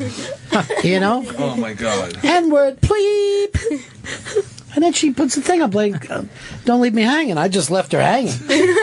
I go, you're hanging. By the way, speaking of your sister, we got to meet her old boyfriend at the Christmas party. No way. He's a wackadoo. No. He's totally crazy. Insane. He's totally insane. He's crazy. Why do you say that? Of the shit that he was saying. Like what? He's just a weirdo. He's a fucking weirdo. I like him, but he's fucking crazy. Maybe he went off the deep agreeing. end because Melissa, because they ended their relationship. Whose idea was it? Melissa's. She's a heartbreaker, huh? She is. At my high school, they used to call it the bean curse, but it wasn't really about me. It was about my sister. What would happen? Like that she would date guys and then break their hearts, and like that it was a curse. Yeah, all kinds of bad things? Yeah, all kinds of bad things. When I got to be careful with this story, too. Change the names. But I was in ninth grade. There was a girl who was a friend of mine who got the curse thing. We're in ninth grade. Matter of fact, she might even been in eighth. Whoa. And 2 boyfriends in a row died while they were with her. Oh. What? Yeah. Died. Of unrelated things? Or No, they were yeah, together totally or something? unrelated. Wow, that's weird. One suicide. But he was a kind of happy-go-lucky guy. You want to know how he died? He hung himself on her fucking tree swing. On her tree swing? No, it was down at a creek. Oh, yeah. Or a creek, as you guys would call it. So some kids just got up in the morning and there he was, fucking that's hanging creepy. there. That's crazy. Yeah. And he had something I don't know, weird, like a scarf or something of hers. Oh, and even though they hadn't broke up, and then the one before that, or after, he died in a weird asphyxiation accident. She was with him when he committed suicide? Oh. Wow. She's just a kid. Well, that's not really the curse that my sister had. When people start to write curse. Yeah. I guess the curse was sort of an exaggeration. They would have that they would just be really sad. They'd be and chilly scenes of winter after that. Yeah. They wouldn't be able to handle life. Right. That they would just, they would sort of not go off the deep end, but that they would. Did you ever have a breakup, though, that just killed you that way? Yes, I did. How about you, Vito? No. I broke up with one girl and I was pretty fucking happy when I did it, so. I had a breakup when I was in middle school. That was so sad for me that this is when I know it was bad. My brother and my dad checked on me. They're like, "Hey, buddy, you okay?" And I'm like, "Oh my God, if these 2 pricks are being nice to me, I must really be giving off a bad thing." But it's really bad at that age because you still see her all the time. Yeah. When you're an adult and you break up, that's it.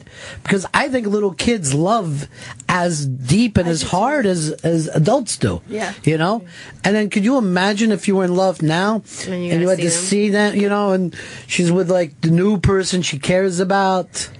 See, we were just talking about jealousy the other day because of this Black Mirror. And I think it's the lowest, most awful thing that you could do. But the weird thing about breakups, and it's why you particularly have to keep an eye on boys when they break up with somebody because they get a little crazy, is that when someone looks at you like they really love you, right? You're used to that look. You believe in that look. And then when they decide this is over, you're like, hey, if we just get that look back, you're not acting like yourself. They immediately say you're not acting like yourself. And boys start to get nuts. So if you have somebody in your family, niece, child, sister, always fucking hang on loosely when they're going through a breakup. Because a lot of times it's just what you would consider nice boys. And they get crazy. Crazy. You know what's crazy now, though? That you probably don't see them, but now you have the internet where you start like stalking Yeah. the people. You gotta Yeah. wait, what are they doing? And then you start looking in their Facebook, their Instagram, who's liking. That's sick, it's right? It's just horrible now. Yeah, but I feel like in that situation you like delete because you're like, I don't really want to know. But then you do look anyway. You still look anyway. Like, didn't you ever break up with a girl and then you're just driving by her house, like, fucking bitch isn't even working outside anymore, you know? You're like, what? Then you're like, why am I here? Why am I here? But you can't get those tender moments out of your head. And you think they still exist. But they don't. They're gone. The thing with jealousy too is that you recognize jealousy in yourself, and it makes you hate yourself. Yeah. That you It's the worst thing. because on top of the jealousy, there's also like this self-loathing thing. Like you know that you're better than this, and that this is crazy. It's like just a whole nother layer. For me, jealousy is the only thing that reminds me of addiction, but without drugs. You know what I mean? Like, the way that you can get obsessive thoughts when you're jealous is what happens when you become a fucking meth head. Huh. You know what I mean? Where you're just running things over and over, and they don't make sense, but you feel like they're just going to make sense if you can just do this one thing. Before you know it, like your friends are looking at you weird. You okay, dude? You haven't eaten anything but grilled cheese. I've never for been better. 2 months. I had a buddy of mine. Well, this would always happen with guys. For some reason, after a bad breakup and depression, they'll fucking shave their heads. So if you break up with someone and they shave their heads, look out for them. They're going fucking crazy. Yeah. But I knew dudes that tried to, fucking off themselves when we were like even young because of girls. And there weren't the kind of, other than that, they were totally balanced until this one thing happened. Then after they got through it, they went back to being totally balanced, and they're still around now. Yeah. But during that one little time, it's like being insane. I think your first one is like the worst. So when you're younger, it has to be 10 times worse. I mean, I got my heart broke one time in first grade. Oh, God. Even though I didn't ever act like I liked the girl back. And she would just like chase me around the playground stuff, and I'd be running. She would like pull buttons off my shirt because she was grabbing me. And then one day she just started chasing some other dude. No. And I'm like, what the fuck? Why didn't I slow down? Why did I always tell her to get away from me? What does that? Why I had does that everything. happen though? Huh? Like when a person is chasing you and then they stop and you're like, wait, why did you stop chasing me? Because that was all we knew of at the time of anything sexual. Just the feeling that you got from chasing and running and going back and forth, and was like the only touching you would do. Yeah. And then when I started chasing another boy, I'm like, I don't know what the fuck happened here. This is terrible. When I was in kindergarten, I had a girlfriend, and we were like, we were the kindergarten. We were. Would you hold the hand? We were the kindergarten couple. Okay. Like everybody talks about us. Oh my god. And one day it was like quiet time, and she was saying something to me, and I was like, shh, shh. And she said something again, and then the teacher comes over and is like yelling at me, and I was like, I didn't do what she did. And she like turns to me and she goes, I don't love you anymore. Oh my god. You fucked up big time, dude. And what's funny is, like, I know we were in class, like, we were in a small school where, like, it was one grade per class, one class per grade.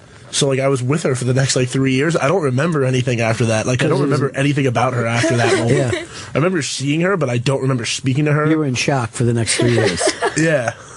But I don't love you. I don't like. You She know, like like- stood up and yelled it. She got in more trouble for that. This is like one of those situations, like everything's going great and you're in the theater, and then someone thinks they hear a gun go off and you run out and leave her. You know what I mean? That's what Yeah. you basically did. Yeah. You had a chance to be the hero, and you went in the opposite direction. No, one of my cookies at snack. I wasn't going to be the hero. Okay. That's when you made that choice. Yeah, I was like, look, you or cookies. And look at me. We know the decision we made. You know that teacher was dying too. Like she was yelling at you, but she just heard a kindergartner say to another kindergartner, "I don't love you." She was probably pumped. Me and that teacher had beef. Let me tell you, I know that when I was little, there were some teachers I know didn't like me personality-wise. That teacher did fucking. This teacher hated me. She I accidentally we were at a table and I accidentally spilled juice on her, and she was like, "These are my new pants." She put me in a corner. She sent me to the principal's office and made my uncle pick me up. And I got in so much trouble, and I was like, I spilled fucking juice on some lady's pants. Like, why? I don't know if I ever got in trouble for shit, because I just tell my mom, I'm like, she's crazy. They make up a lot of shit there. I had a second grade teacher that hated me so much. She put me in the corner Then she took the filing cabinet and shoved it up behind me so that I'm stuck in like this little area, right? And then what I would do is like she went back to teaching the class and I would just like stick my fingers out and shit and the kids would laugh. I'd stick them back in after the big laugh. She was just like, I know it. She's like, she would call me a monster and shit. And I'd be like, I don't think I'm a monster.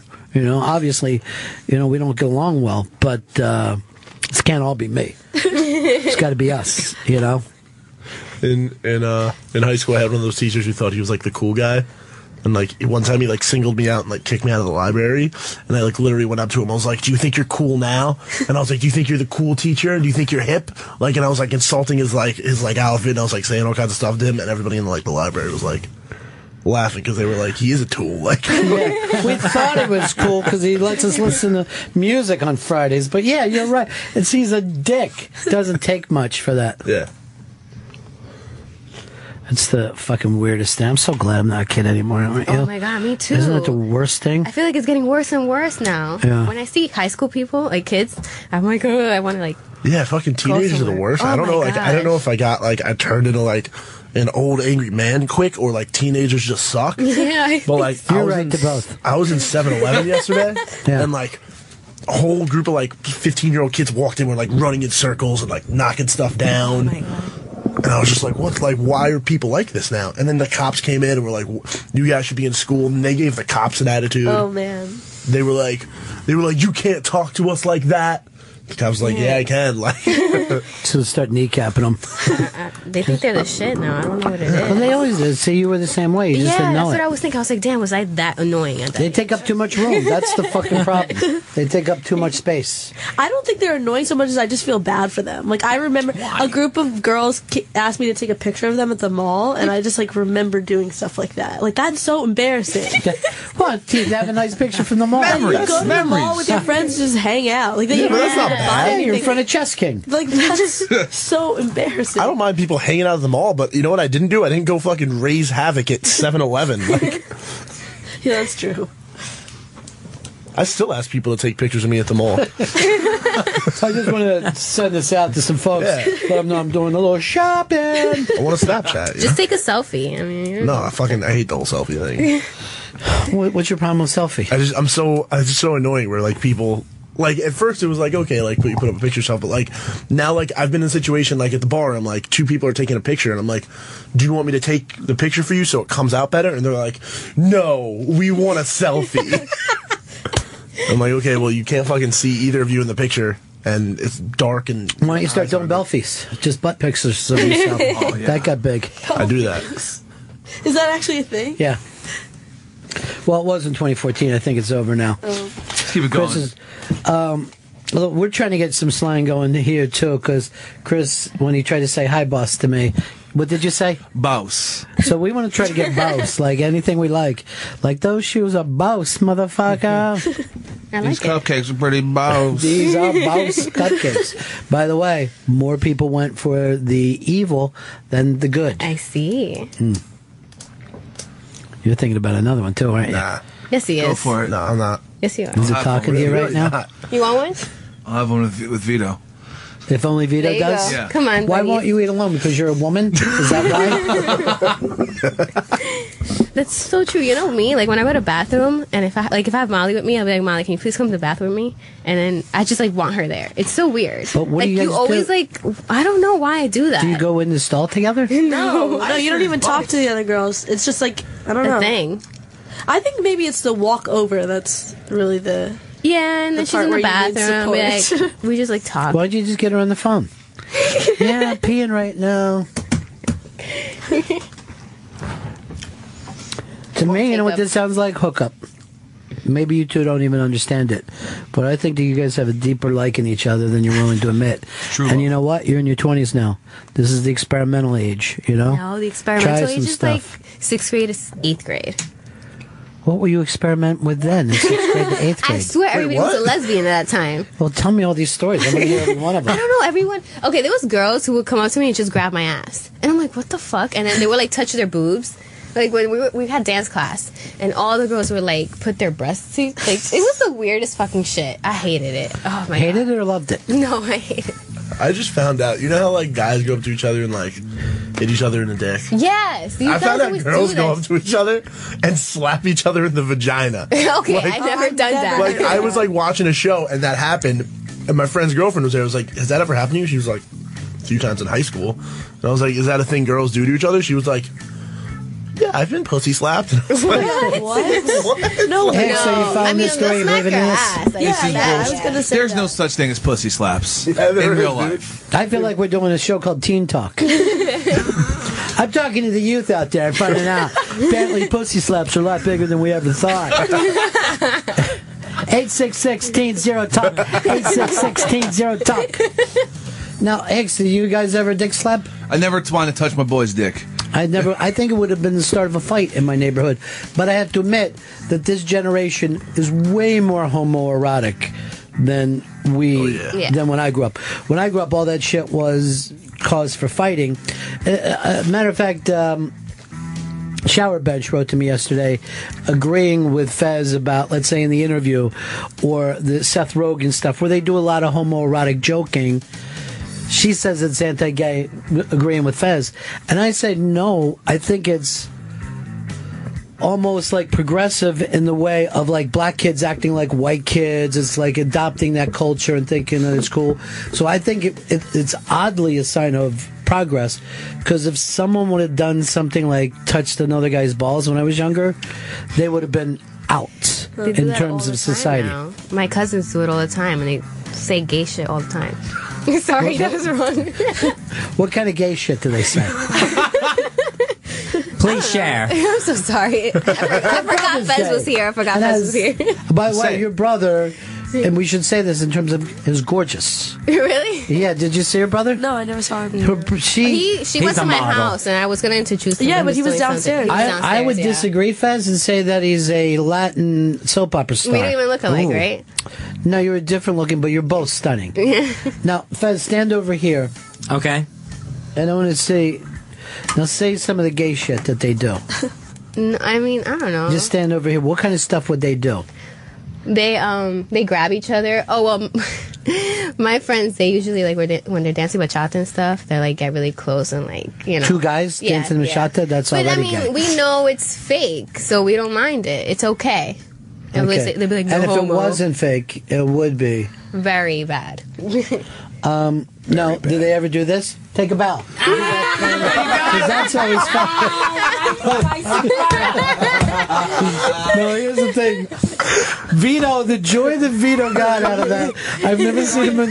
You didn't see that one coming, Beats? No, dude, that's still so funny. That's what they do, though, right? Yeah, like guys do that. Did that really hurt? Yes, you got me. Wait, don't you guys like actually grab it? No, I've never grabbed a dude's I dick. thought you guys like grabbed. No, some dudes do that, but I don't. I punched a guy for that because I don't like Let that. me tell you something. The Luis J. Gomez, what is their show called? These are Skanks.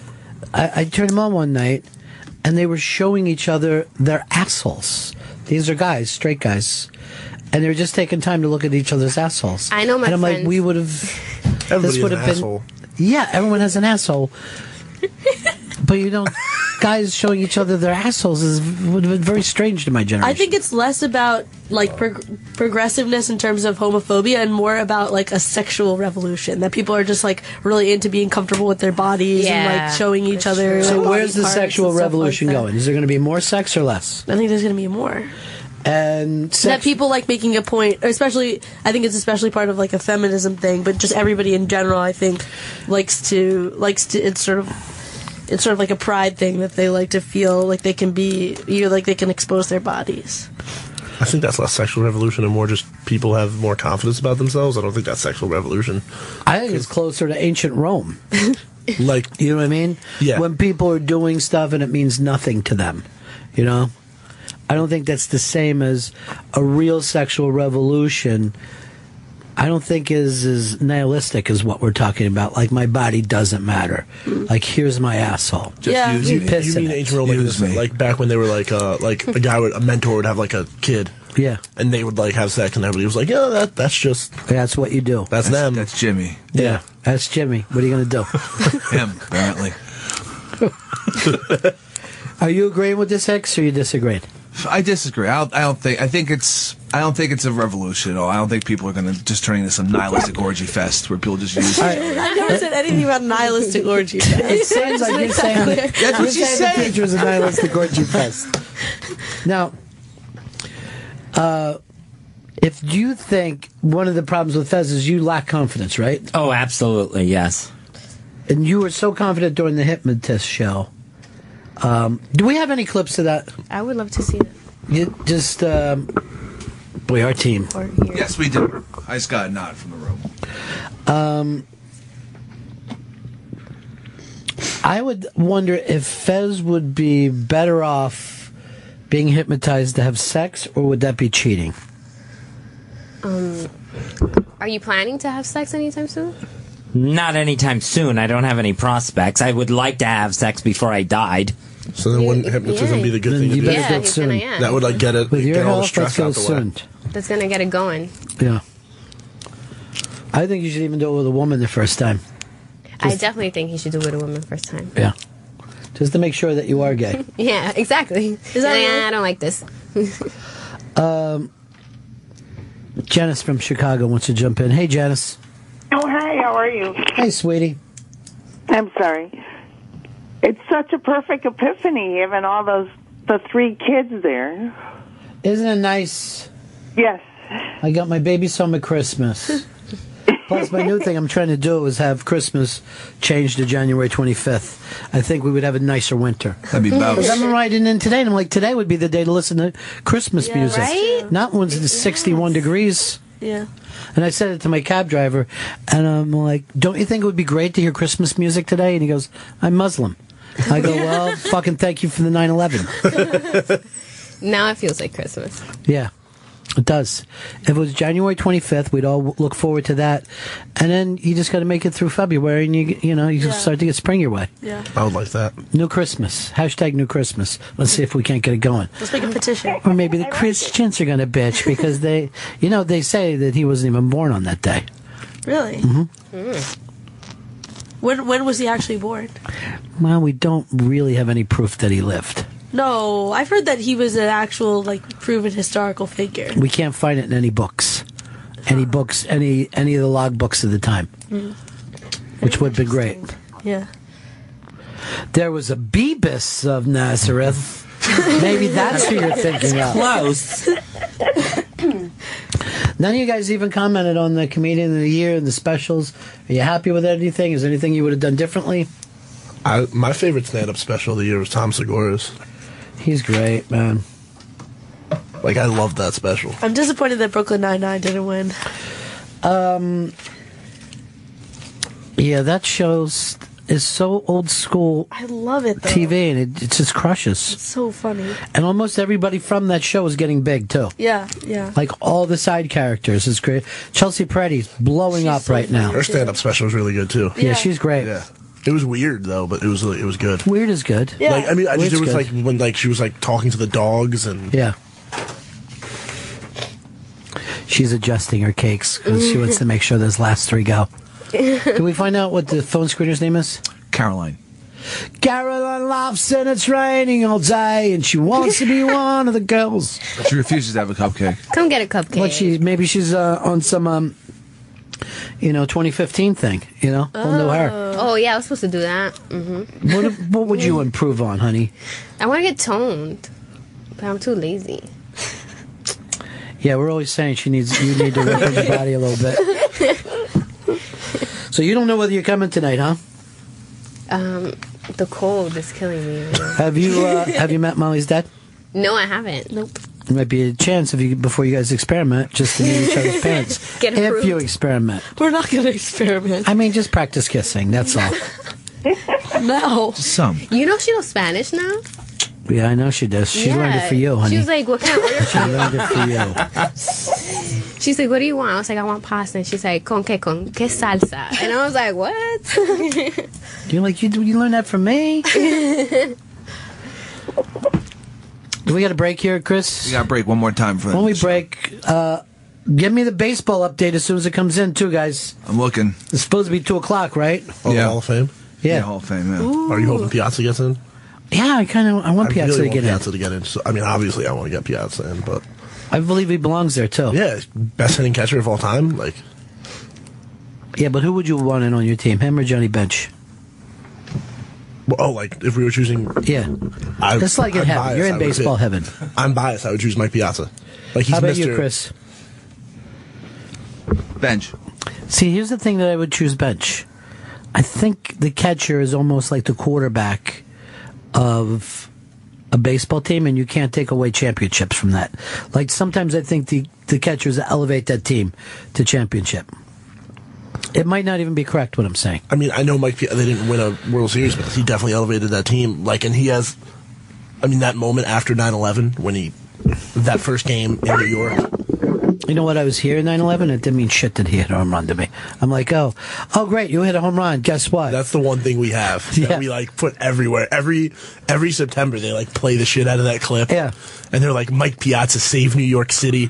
You know what? I sat there and I saw it on TV and I just felt numb. I'm just like, someone said, did you see Piazza hit a home run? I'm going, no, I'm more focused on the 3,500 people that were just murdered. But the home run's good too. I was recently talking to a friend of ours. I tried to bring up sports to him, and this is blowhard. He was almost getting his foot cut off at the time. So he's in the hospital. I'm trying to cheer him up. I'm like, "You've been following the Jets?" And he's like, "No, man, because they're going to cut my foot off. I could give a fuck about the Jets." And I'm just like, he's doing great now, but he's still not out of the hospital. It's been months. But at the time, it was one of those things where, like, I'm cringing. I'm like, I'm going to give him this. I'm going to let him lash out at me because I know this isn't the real him. This is the him that's afraid of having his foot cut off. The vote has come in for the 2015 Baseball Hall of Fame. How many people went in? 4. Whoa! All right, give us the two pitchers in. Announce from like the most votes that got in first. Okay, Randy Johnson. How many votes? He got 97.3%. Well, it's pretty good, but there's still, by the way, 3% of the writers who don't believe that a 5-time Cy Young Award winner belongs in. Disgusting. It's horrible. All right, 2. Next in was Pedro Martinez with 91.1% of the vote. That is a big drop-off. I think Pedro's unbelievable. All right, so those two don't shock us. All right, what is next, Fez? Just give us the percentage of votes and then I'm trying to get you to do like a dramatic thing and make it cool and dramatic.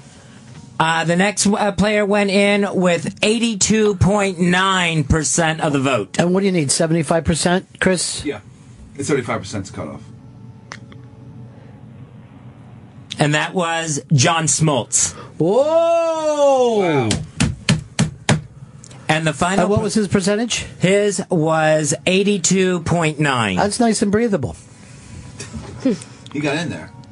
And then the final person selected, right behind Smoltz, with an 82.7. If this is Piazza. This is going to be huge. 82.7. Are you ready? Are you going to go crazy, big man? I would be so excited. Okay. Fucking crazy. Let's just start going nuts. That is Craig Biggio.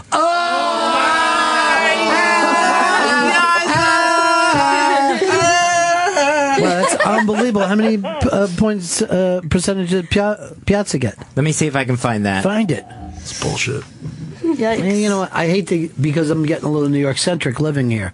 I just hate how many New Yorkers are in the Hall of Fame. Piazza belongs where he is on the outside looking in. There's one guy in a Mets jersey in the Hall of Fame. Tom Seaver. He belongs there too. Yeah, he does, but and then I mean Pedro was a Met, but he doesn't really fucking count as a Met. No, you're right. Pedro was unbelievable though. Gary Carter was a Met. Would you put him in the Hall? I don't know. I mean, being born again doesn't exactly get you in the Hall. But he was another guy that he doesn't have the greatest numbers, but he was one of those catchers who brought the team up. He was a big part of that '86 team. But then when he got born again, it really got on my nerves.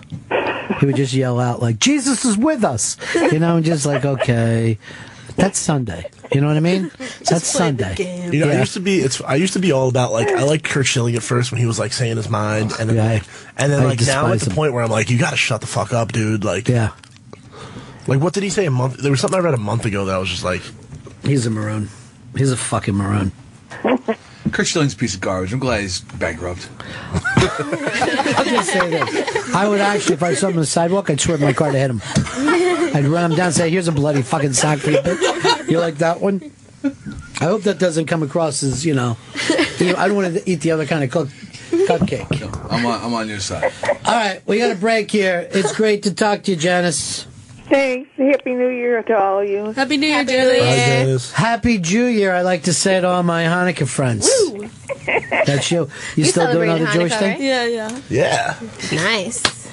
I started to do Hanukkah, and then I only ate like 5 of the lights. I just got bored with it. I got that's plenty. That's the I best just part. broke off the other 2 candles. Oh, you didn't do gifts? No. You were in Spain? Yeah, I was in Spain. I lit candles with my host mother, and she made me sing the song like a million times. She loved it so much. Didn't she make you also take a bath with her? No, no. Just say she did. She did. It was terrible. Molly. Ouch. Dreidel, dreidel, dreidel. Is that the song you were singing to her? No, it was like one of the blessings over the candles she really liked. That's not the popular one. That doesn't work. They love their dreidels, don't they? That's what everybody wants to hear. You know what I say, and I don't want to hurt any Jews' feelings by this, but it's just a battling top. That's all it is. It's a Beyblade. It's basically the same thing. Fez looks like he's got information for us. I have information on Mike Piazza. He was 5th in the voting, not enough to make it into the hall, with 69.9% of the vote. Wow.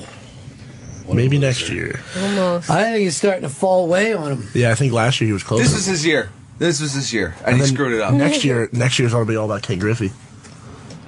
He belongs in. It's not like football where they just let everyone in. I mean, if you played football, you're in the Hall of Fame. I think Ken Griffey will go down as the most percentage.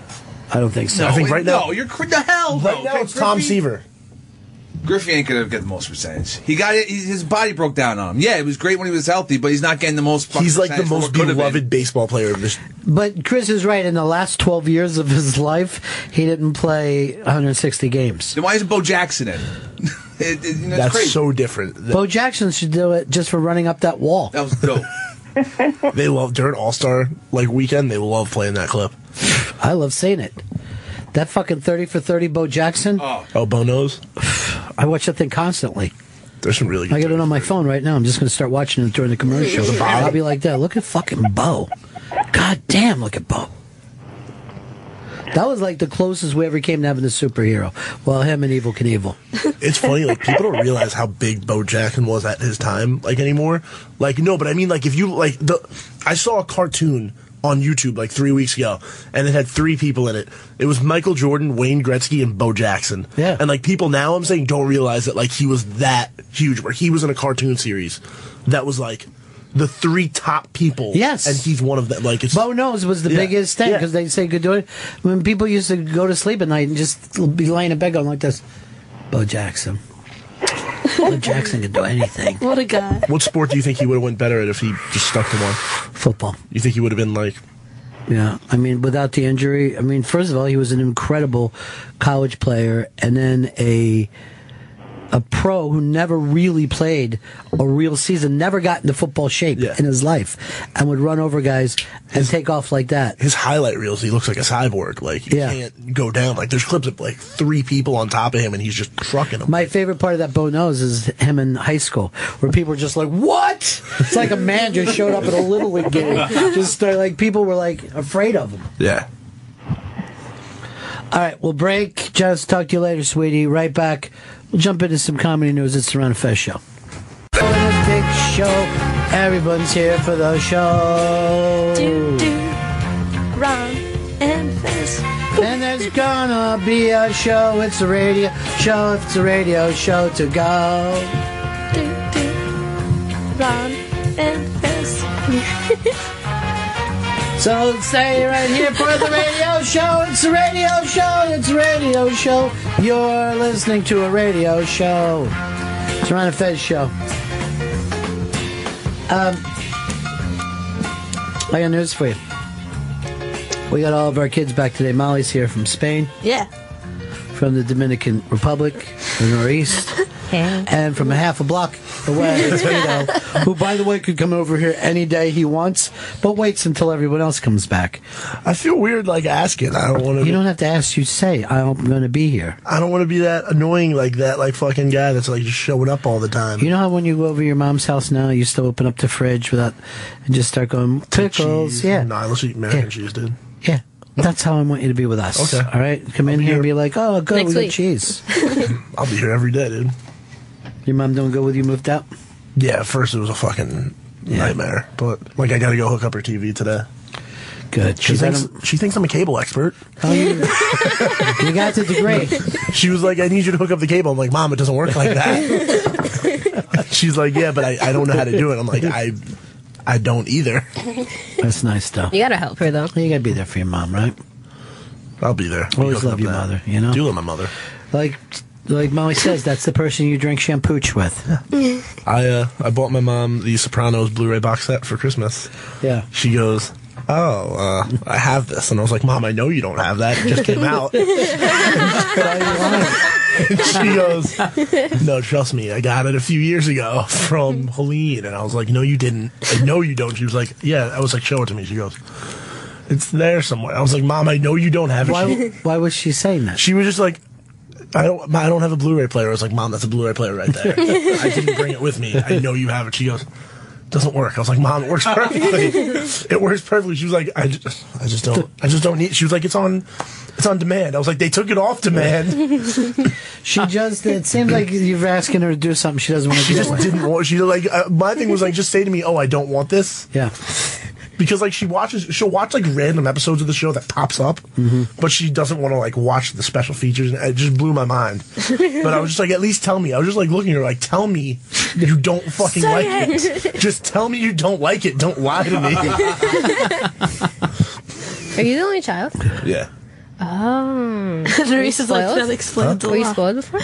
No, wait, was I what? Spoiled. No, not really. I've worked like my entire life, so.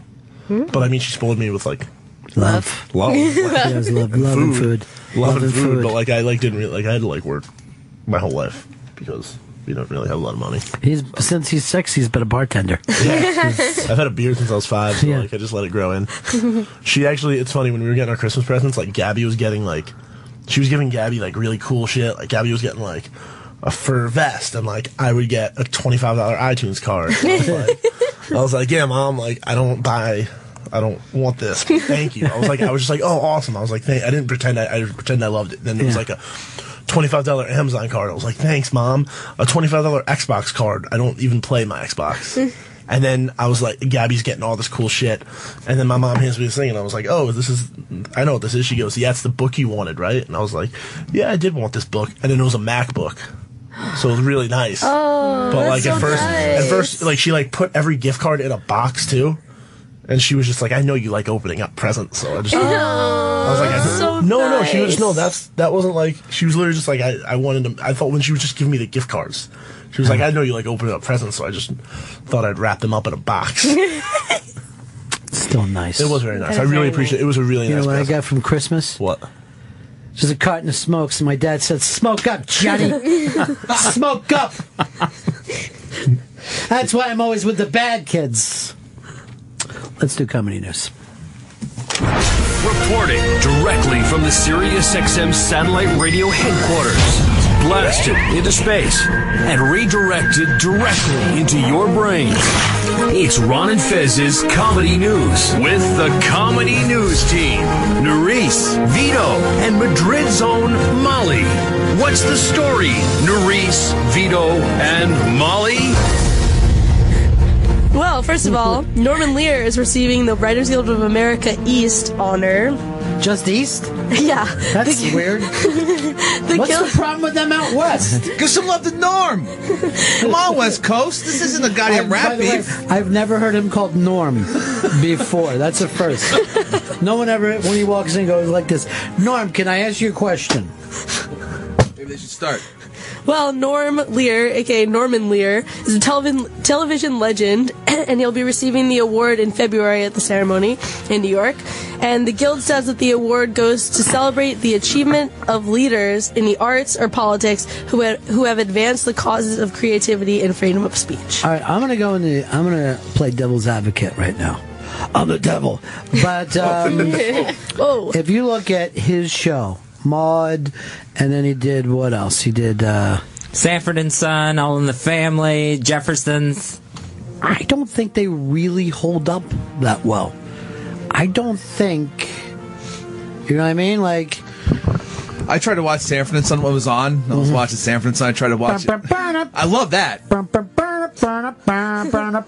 I couldn't even watch it, ironically. But they said that he has given audiences laughter that it entertains and provokes. So it's more like... I would get that. Some of it was at the time. But if you look at that Archie Bunker thing, no one watches that now. You can't go back and watch an Archie Bunker the way you could watch, let's say, from the 70s, of a Mary Tyler Moore or a MASH. It just doesn't age well. Yeah. I hate to say it rotted on the shelf. Wow. And I would say that as I handed him his award. He'll have to explain us what these shows were, because none of us can go back and watch it. Apparently they rotted on the shelf. Norm, this is for you. To you. We gave you a light one because you're elderly. Yeah, they also said that he's a spokesman and advocate and a resolute defender of civil liberty. Well, that might be so true. he's sort of like political and representative of the arts. I just, I got it. He's nice. Yeah, he liked black people when no one did. That's what they should just say. Here's a guy who liked black people before anybody else. Congratulations, Norm. Right, in other news, David Cross's directorial film debut, Hits, releases its trailer. So the trailer's out, and the film debuted at the Sundance Film Festival in January. What's it about?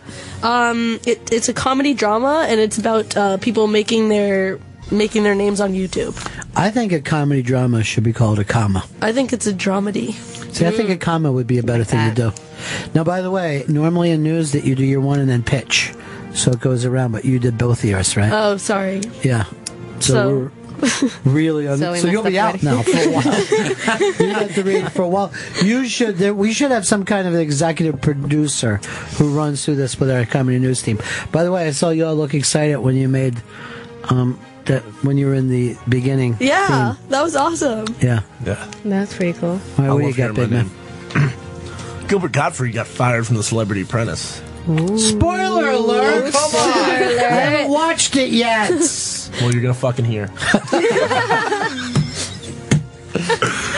Yeah, so he got fired in the new season of Celebrity Apprentice, and he was accused of being inappropriate during his team's presentation. Like sexually inappropriate? No, I just think, just doing his typical thing, and it was for a dessert company. Because they pitched those fun little ideas in that show. That was a desert company. At first, I thought it was a desert company. And then I was like, no, it's Sundays. He explained that the show was just a game to him, and he cared more about getting a laugh, which pretty much seems like the point of a show. Wow. Pretty much you turned this into commentary. We went from news to commentary. First of all, a spoiler, and then all shows should only be about fucking around. No, I shouldn't even watch the first episode. It is just a game, though. He thought he achieved the task. He said he got a laugh out of that group of executives. So he thought mission accomplished as far as he was concerned. Yeah, but he wasn't hired as a stand-up comedian. No. He was there for a different purpose. So you're at a funeral and you're doing the eulogy, and you get an inappropriate laugh. You don't leave there going, it was well. Oh, shit, I forgot to bring up the dead person. But give me a spoiler alert when you got something still out there. All right, Nerys, on the deal. So, Bill Maher tweeted about the NYPD. Yeah. The real time with Bill Maher. Oh, sorry. Will return on Friday, according to his Twitter. It looks like there's something on his mind. He tweeted about a slam at the New York Police Department, which has been making headlines with the current city mayor, Bill de Blasio. Do you want to see the tweet? The tweet was, as an award season kicks here in the H-Wood, I'm reminded that no one needs their ass kicked like the show their ass kissed like show people, except maybe the NYPD. See, everybody's into the I can't breathe thing. Yeah, so I know. basically, They made, like, everything. Molly, you've been gone. It's been cops Yeah, I know. versus black people. It's been crazy. Yeah, it's been pretty crazy. I heard. So we've all chosen cops or black people. You got to make your pick right now. Black people. Let's go over to you, big man. Cops. Cops. I'm in between. Yeah. I'm in between. You know cops. I do know cops, but I think it depends because some black people do bad things and some cops do bad things. Like And black cops. Oh. You can't trust them at all. So I don't want to pick because like with the one with the Lucy's, you know, like he did something wrong, but of course the cop shouldn't have freaking. Yeah, you're selling a Lucy, which is just a cigarette, and then you Yeah, get I mean you killed could for give it. him a ticket, Yeah. right? That's it.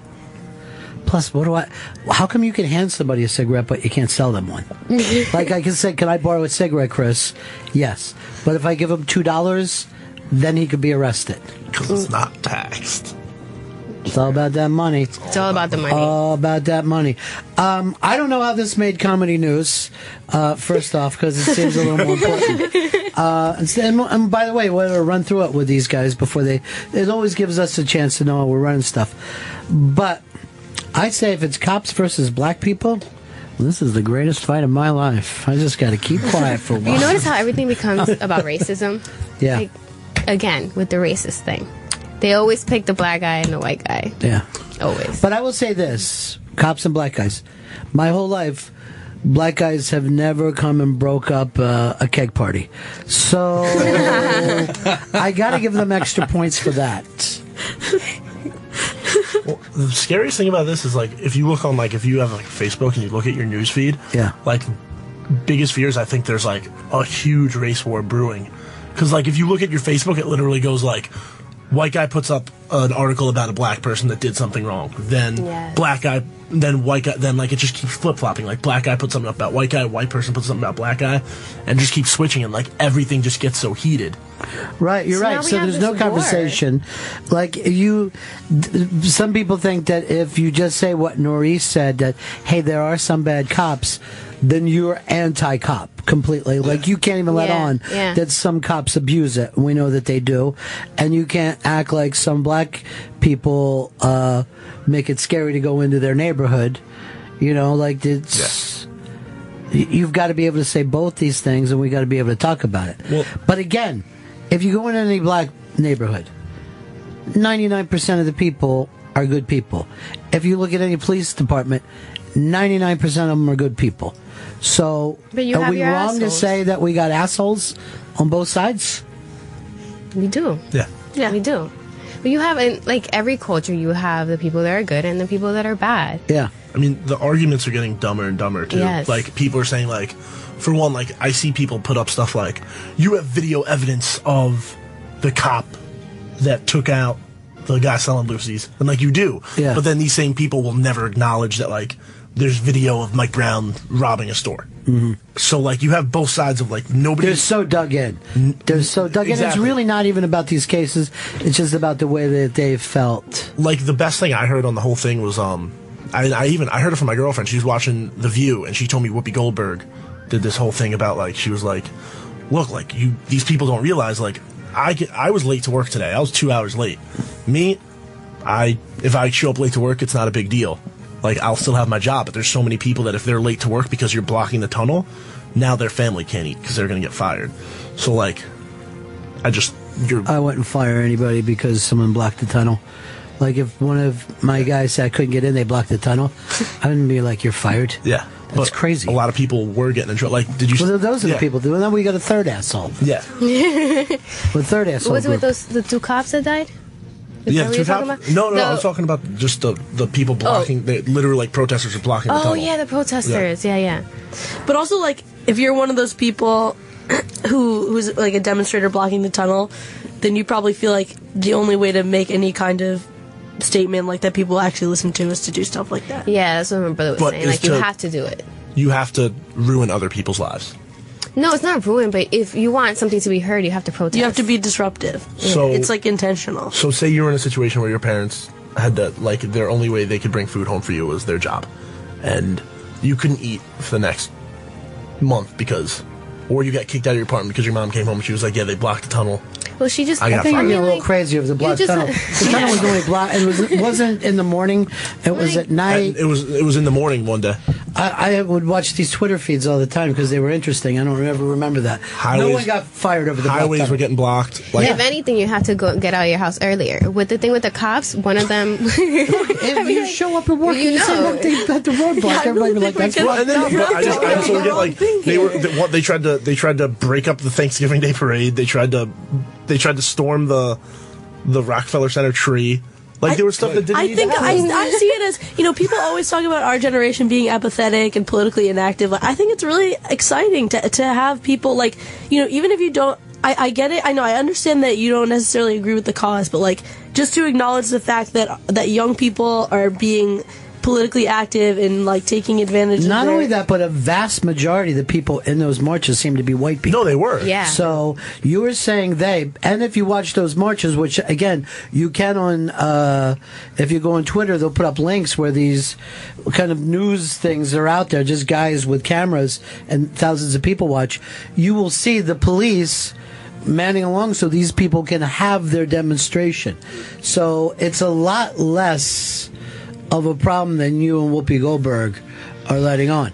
The reality of it is, and where I think that the police are acting like babies right now, is there is a problem between the police and black neighborhoods. And that should just be discussed. It doesn't have to be anger. But now you can they're just sit scared, down. right? I think the cops are scared and also black people are the scared. cops are in a situation where but they now can't they do have anything. like a freaking war. I don't agree with them doing the work stoppage, but they are in a situation where there's literally, they can't do a lot. Like, they have to stand back because they're under a microscope now. Everybody's under a microscope. Did you see the video of when people were blocking the trains? Like, they were, like, standing in the middle of the doorway at Grand Central.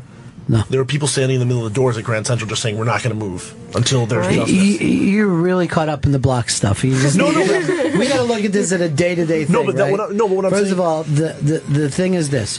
When you give somebody the guns and you say you're in charge, they have to answer to the democracy, or else we'd be in a really scary situation. So yeah, you are under a microscope there. At the same time, we know that they have work to do. There needs to be community leaders talking to them. This stuff doesn't have to be one or the other.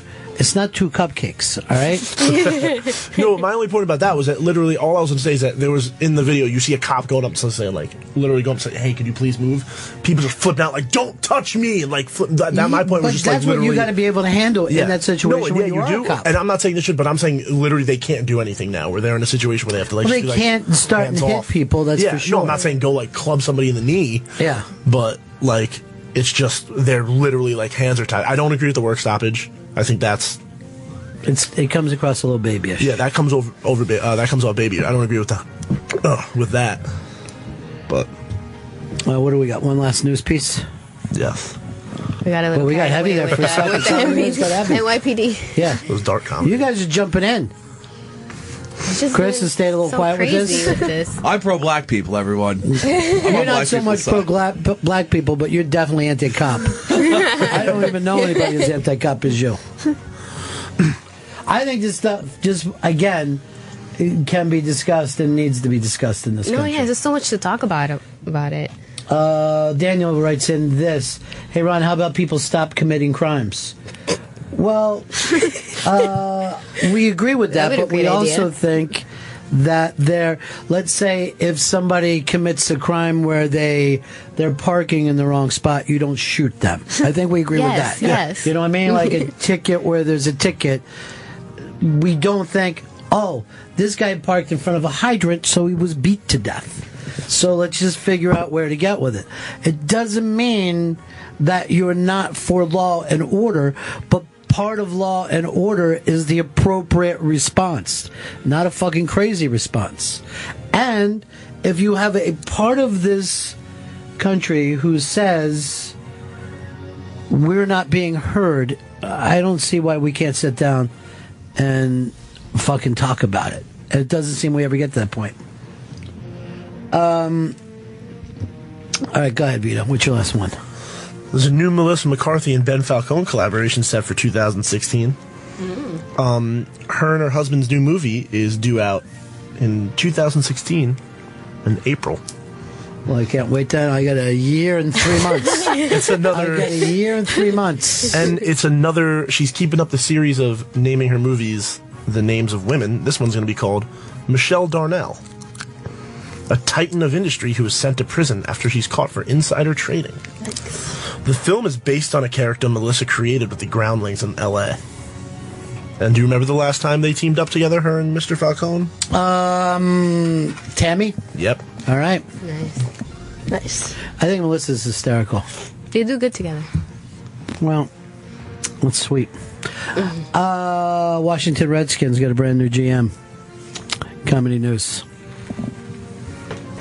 I'll just say this. Former 49ers executive Scott McLaughlin. Here's Rich in New York City. Rich, we got you, buddy? Sorry, we don't have you. He was a New York City cop for 20 years. And he stuff to say. He basically says, please stop being on my side, Vito. You're not helping us. You're constantly worried about blocking stuff. Hey, this is random, but you know what other former intern I ran into recently? Who's that? I ran into Stephanie Castro. You did? Yeah.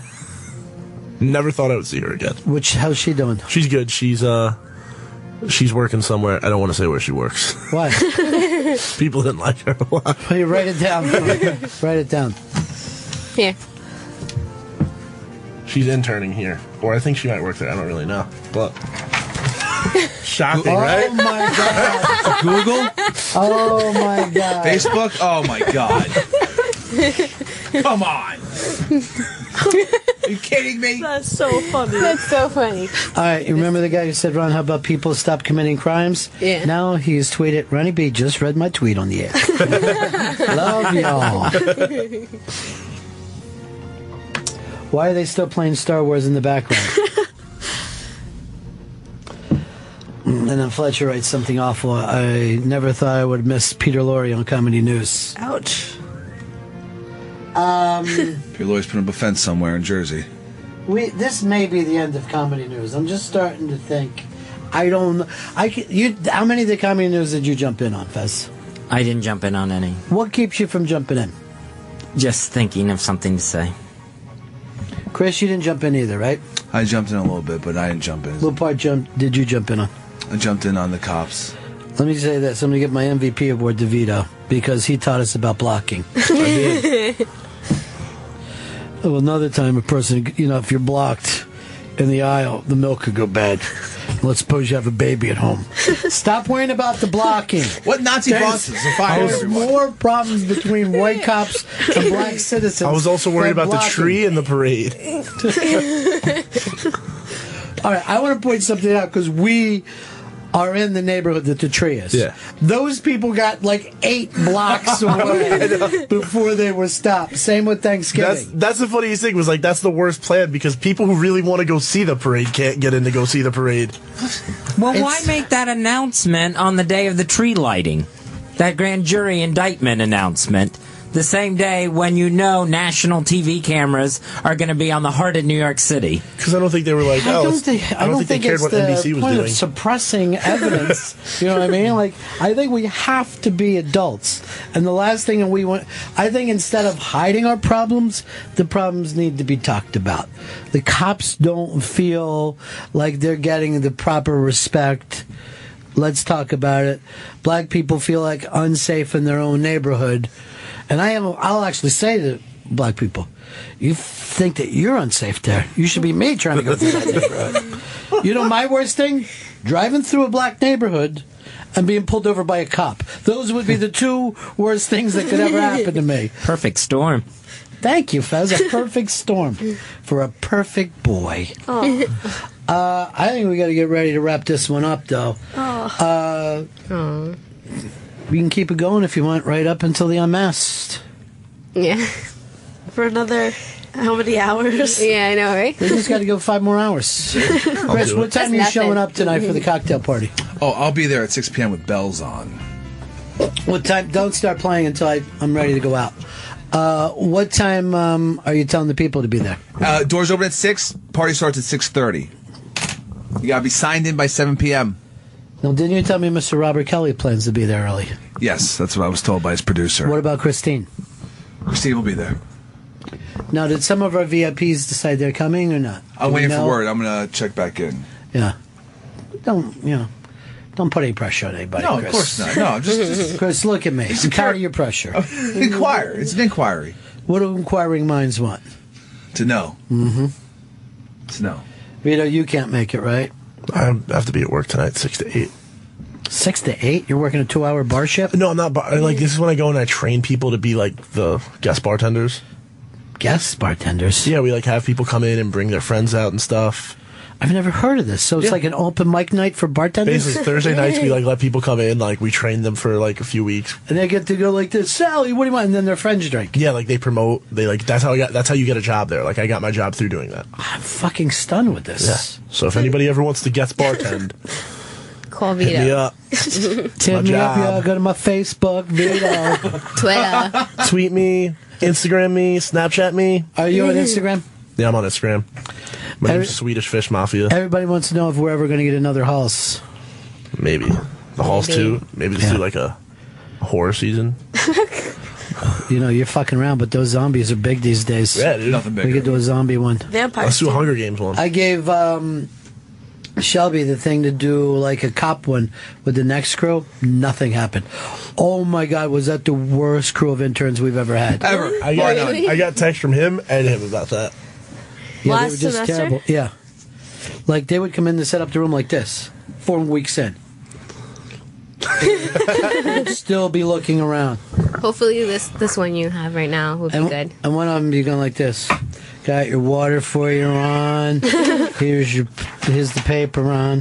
Did you have a good weekend, Ron? And I'll be like, about to start a show. I know how that gets, right?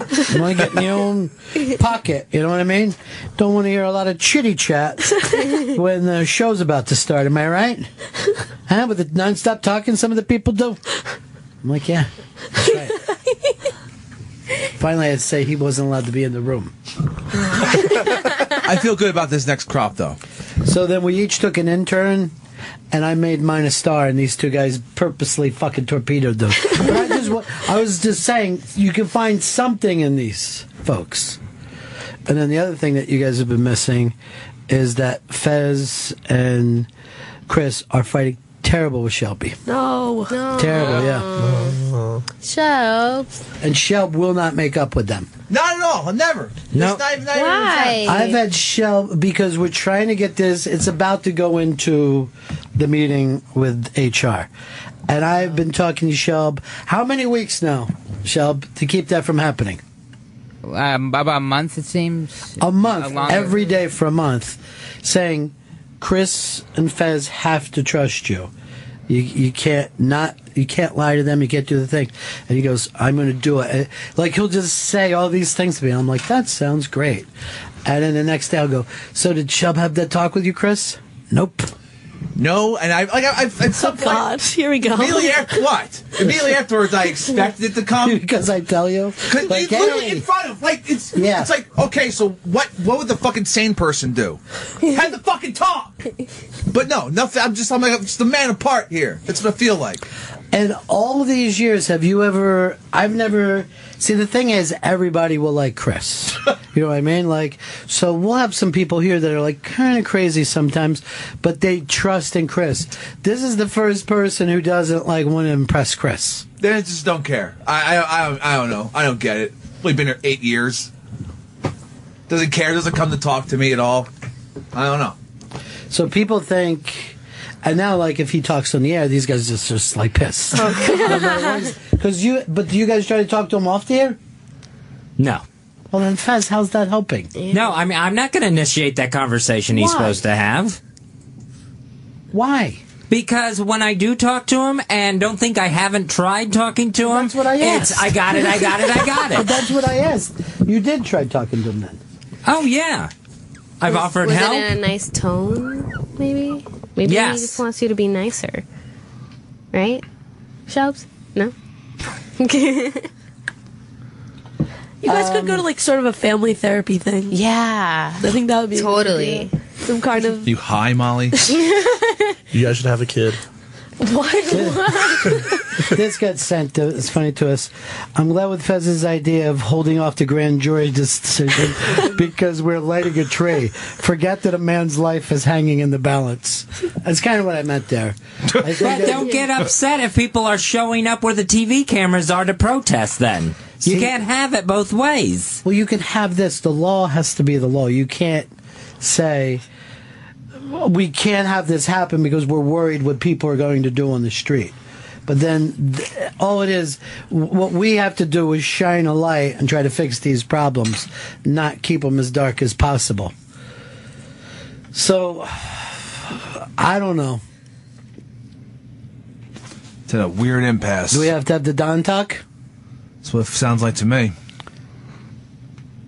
I don't think so. I'm trying to communicate better. I heard earlier the comedy winner of the year was done just between them, but I was communicating with that. I don't know why my name was not included in that.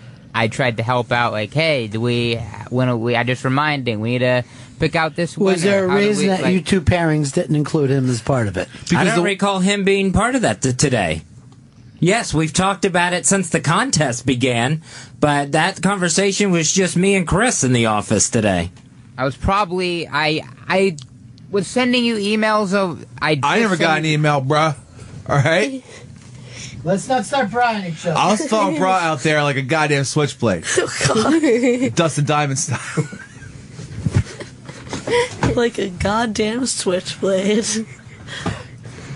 What, Molly? You never heard that before in Madrid? No, What do they say? I'm gonna bring that one back. What do they say in Spain? They're gonna like that. What do they say? I have no idea. Tell me what they say.